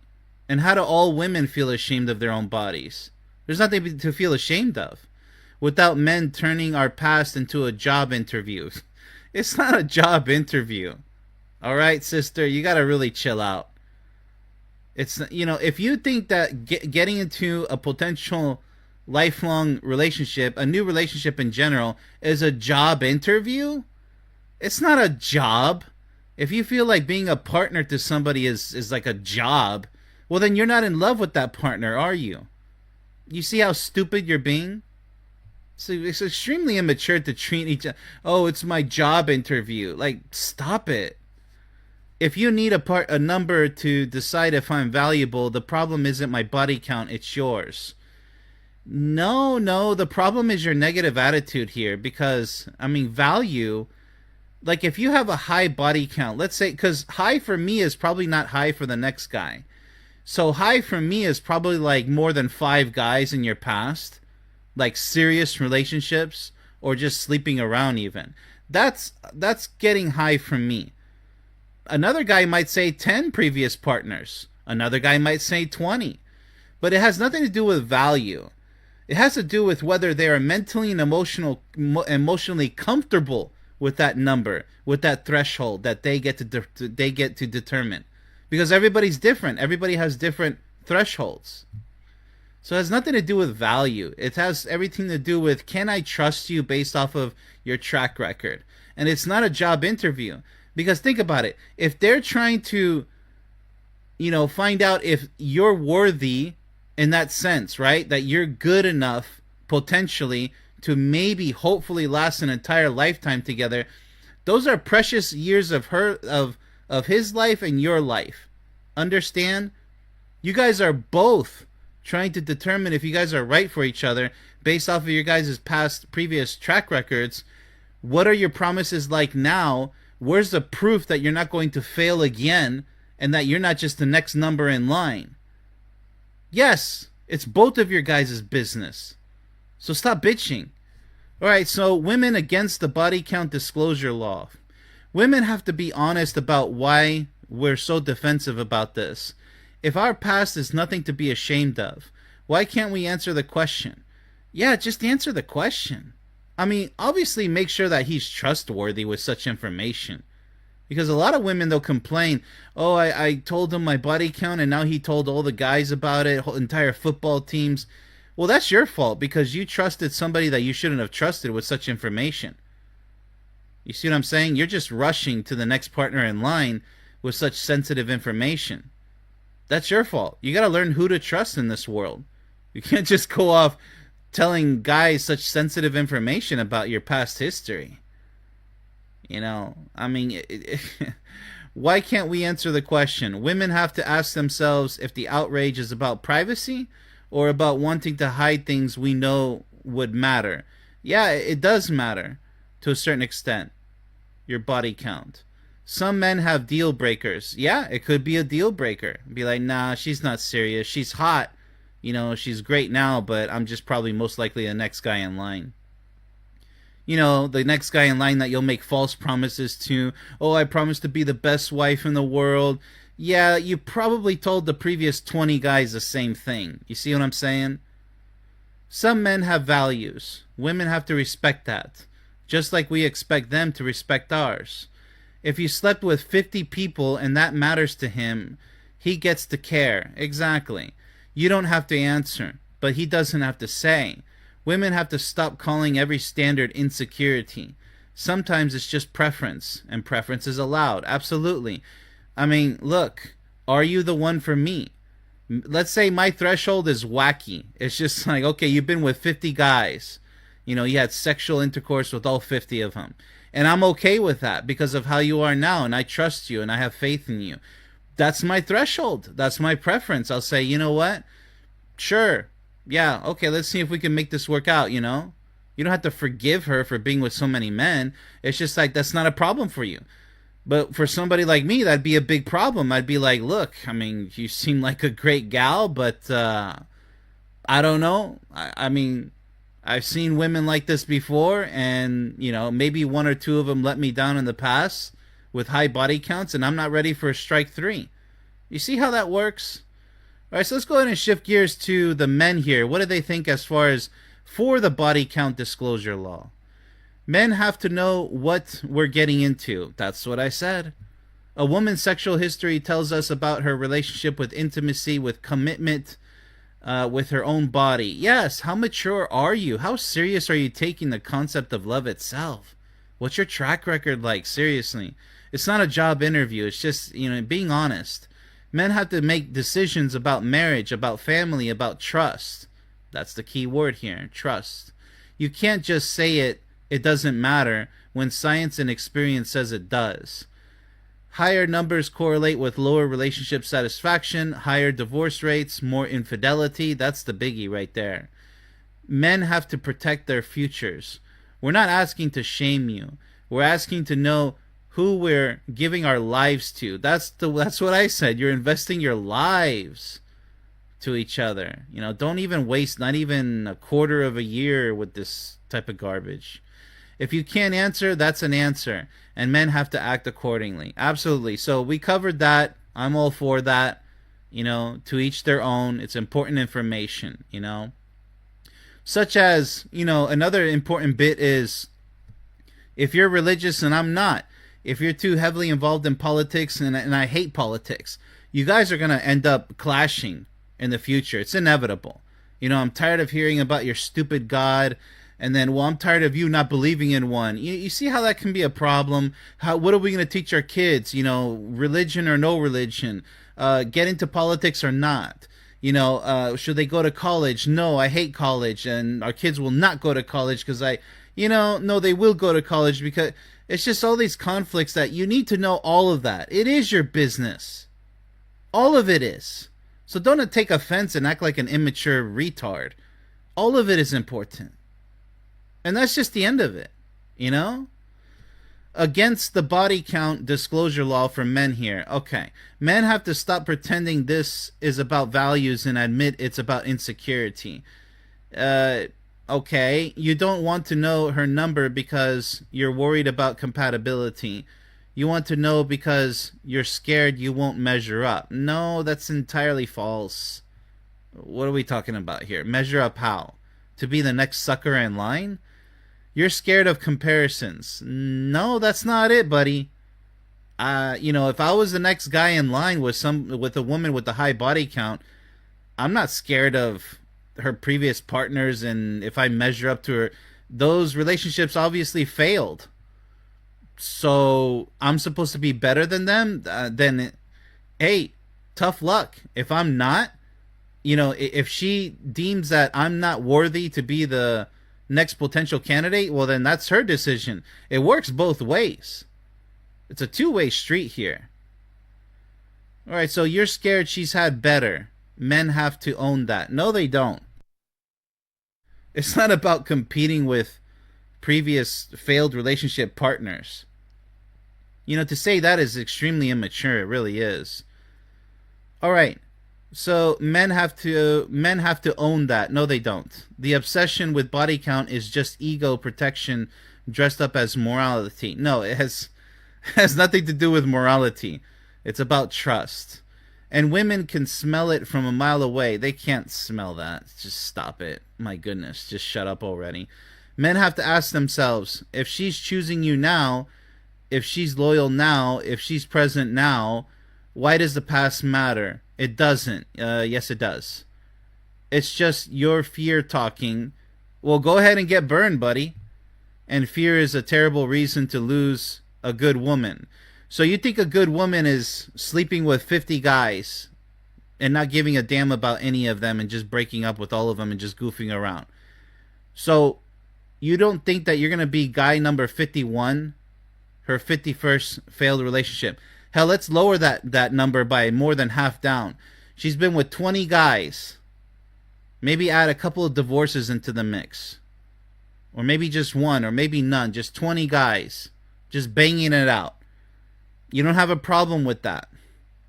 Now, granted, what's your threshold number, right? So you can't blanket statement and say, all the guys, it's about this. No, it's not. For every guy, it's going to be something either similar or different some way, but maybe a little similar. It's going to be a whole gray area when it comes to body count. In the end, it's ultimately your preference, your decision as far as who you think you're getting involved with, versus who you're actually going to most likely be getting involved with. I mean, if you want to gamble your life away with such a woman, go ahead. Now, am I saying that a woman with a high body count history is untrustworthy, that it's not going to work? No. I'm just saying that it's a high gamble. In my point of view, from my perspective, my preference, it's a high gamble. Go ahead and gamble. There's always going to be potential winners. But I'm not a gambler. There's lots of guys, you're asking all men to play the gambling game. Be like, no, you should just trust her. And, she slept with 30 men. You'll be fine. I mean, because of how she is now.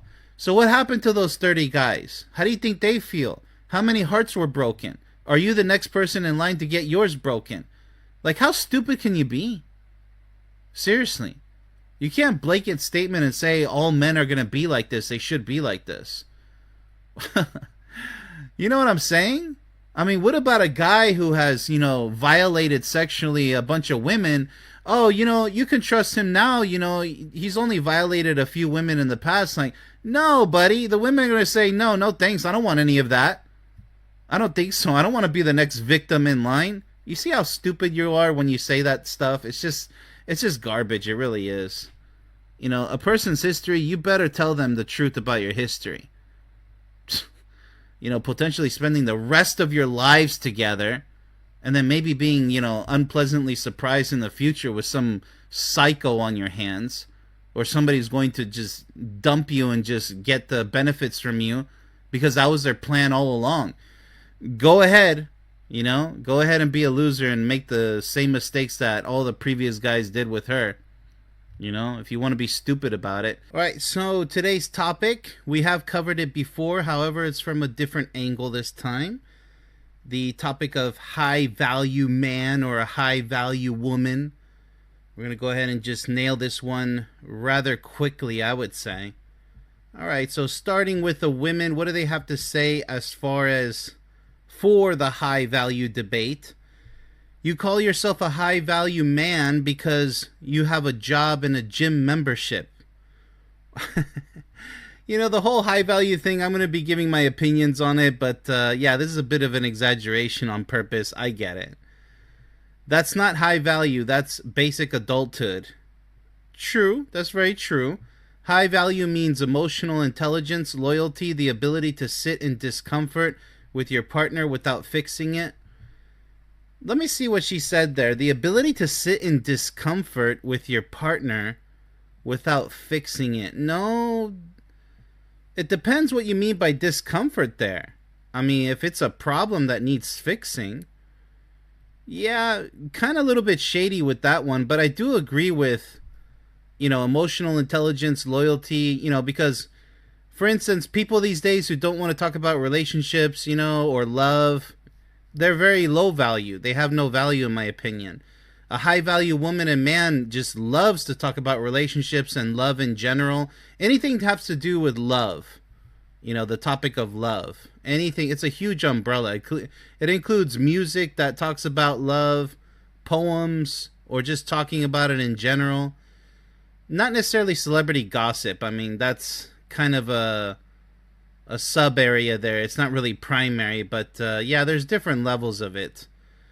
All right, so you bring money and muscles and think you're a prize. Well, that is a prize for a lot of women out there. Nothing wrong with money and muscles, but the passion has to be there, because money and muscles can't replace passion. What can I say? While women bring you youth, beauty, and the entire mental load of the relationship. No, what are you talking about mental load? That's shared equally, 50-50. That's a little bit of a feminist extremist attitude there. No, I can't agree with you on that. The mental load of the relationship? So what does the guy do? Not share the mental load? I mean, you're making him sound useless here. I don't really like that. And also, the guy can bring youth and beauty of his own. What is that? You guys are both the prize. How about that? The math isn't mathing. High value isn't a salary and a six-pack. Well, to many women it is. Sorry to say. You know? Six-pack abs, six-figure income, 6 feet tall, 6'6". Call it evil or call it typical. I call it typical. You know, a real woman is supposed to look for more than just a few things. Like, for instance, if his salary isn't that big, if he doesn't have a visible six-pack and he's not quite 6 feet tall, but she wants a passionate, loving man, that's a real woman, in my humble opinion. That's a woman with her head screwed on straight. You know, looking at what really counts. Because the salary can fluctuate, physical fitness can fluctuate, and the height, well, that generally tends to go down over time. So yeah, pretty much immature women look for the 666. It's character, and most of you don't clear that bar. Well, yeah, there's a lot of dumbass guys out there, so I'll give you that, but a little too harsh with this definition here from the women. You can be harsh with the ones who deserve it, but that doesn't apply to all men. Just keep that in mind, okay? Special caveat. All right, so the women against the high-value debate. You call yourself a high-value woman because you have boundaries and a skincare routine. That's not high value. That's existing with standards. Okay, but those standards give you value. You do realize that, right? Because you're valuable. Meaning that your skin looks more beautiful. You take care of yourself in the gym. You know, but boundaries doesn't have anything to do with high value. I disagree with that. Skincare routine, yeah, your hair care, your skin care, you know, fashion, sense, that does add value to you because it shows that you care, hence the word care, for yourself. All right, so that's existing with standards. High value means partnership, reciprocity. Yes, I do agree. The ability to pour into someone else instead of just demanding they pour into you. Yeah, well, that's how love works. You know, two halves of the same heart. You know, give and take. If one partner is giving more than receiving or receiving more than giving, there's an imbalance, right? You bring expectations and entitlement and think you're a prize. Well, both of you guys are supposed to be the prize, okay? I already said that. While men bring provision, protection, and purpose, women can bring that too. Provision, protection, and purpose. A lot of women are completely oblivious to that fact, in fact. You know, because a man like myself, I feel protected by a strong, mature, passionate, intelligent woman. I feel a sense of protection because she has my back. You know, provision, you know, that's where the wisdom comes into the picture. And purpose. Without her, I don't have a purpose. So I really disagree that it's gender specific there. It's actually both. It's unisex. The scale is tipped. High value isn't a list of demands. It's contribution. And most of you don't clear that bar. Well, you know, that's like the first person said, clear that bar. I get it. But it depends who we're talking about. All right, let's go ahead and shift gears over to the men because nothing new under the sun when it comes to what the women said there. I do agree with a lot of it, but kind of disagree with some of it for sure. So the men say for the high value debate, men have to be providers. That's not optional. Actually, it could be optional, buddy. Not all men have a great paying job to be able to provide. And that's exactly why a lot of men avoid potential long-term, lifelong relationships. Nothing wrong with that. You know, if you guys have dual income, then you guys are both the providers. It is what it is. Nothing wrong with that. So it is optional. That's the deal if you can't lead, can't protect, can't make a woman feel secure enough to relax into her femininity, you're not high value. I disagree. I completely disagree. A high value man is a passionate, loving man, strong in the inside and it shows on the outside. You don't have to have six-pack abs, be 6 feet tall, and have a six-figure income to what this guy is talking about here. Be the provider. No, that boat has long sailed away in the black and white days. Most likely the case scenario is either dual working or just barely making it. But that does not mean that you're not high value. Hell to the no. High value means a heart of gold. Okay? Not a bank of gold. You guys are so stupid out there who believe this crap. That high value is all about the money. It's not. Any guy who believes that is just straight up stupid beyond belief. Don't even waste your time with these pieces of garbage. There's so many guys these days who think that high value is all about how many figures you have in that bank account. Just complete dumbasses. What do you want me to say? Nothing much to say. I think I already said enough about them. So, okay. And, relax her into femininity. Well, she should already feel feminine. What are you talking about? Right? Because if she's not into sex as much as you should be, by the way, there's no high value to her either. If she's not like a total freak in the bedroom, getting into that dirty sex, no, there's not much value there. I'm sorry to tell you, ladies. Like, oh, like, I don't like, well, it's immaturity, isn't it? And the same goes for the guys. No, I'm not into oral. I don't do doggy. Well, then you're not high value. You better do it like in every which hole possible. Like, come on. This is just retarded. It really is. When guys and gals pretend that they're not into sex and that's supposed to be high value, that's extremely low value. No real man or woman wants to be with a guy or a woman who is just pretty much a dead fish in the bedroom. No. That's mighty low value if you ask me.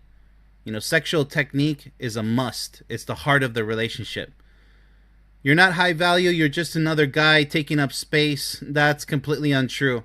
Like I said, you don't have to have a big bank account, buddy. You're stupid. Women have to stop pretending that equal partnership means no roles. It doesn't. Well, you guys have natural roles, but it doesn't have to be definitive. You guys have to agree on what roles those should be. Not every couple is the same. High value men lead. No, women need to lead too. It's 50-50.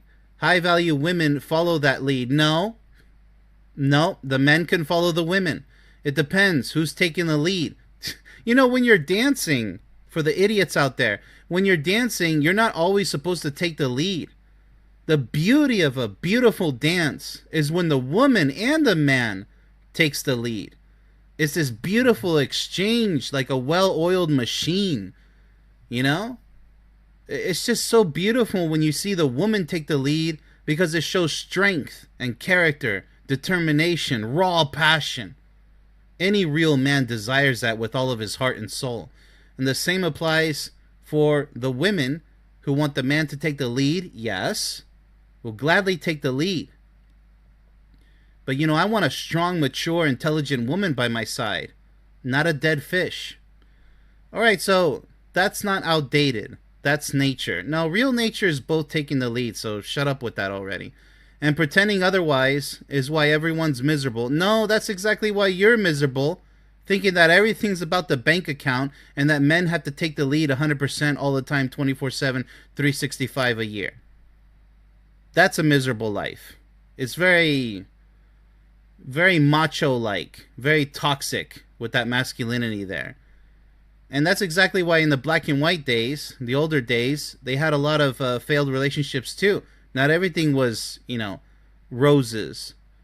No, because there was a lot of toxic masculinity with the guy who thinks he can control and manipulate everything in the household because, well, I'm in charge because I have the money and I take the lead.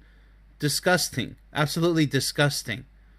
All right, so what other garbage do the guys have to say here? Because I hope that he really changes his tune. I really do. Against the high value debate. Women have to stop using high value as a cudgel to demand things you're not bringing yourself. Oh, great. Here we go. With the money again, I suppose.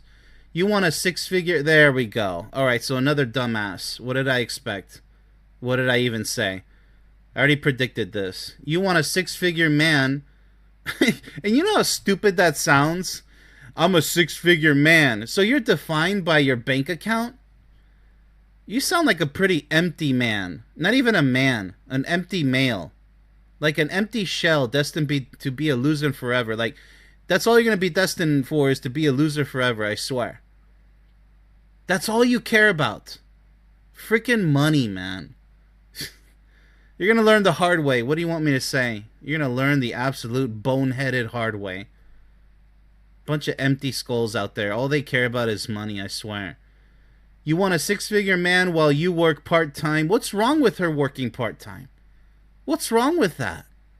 The hell are you talking about? And post memes. Seriously? We're talking about memes?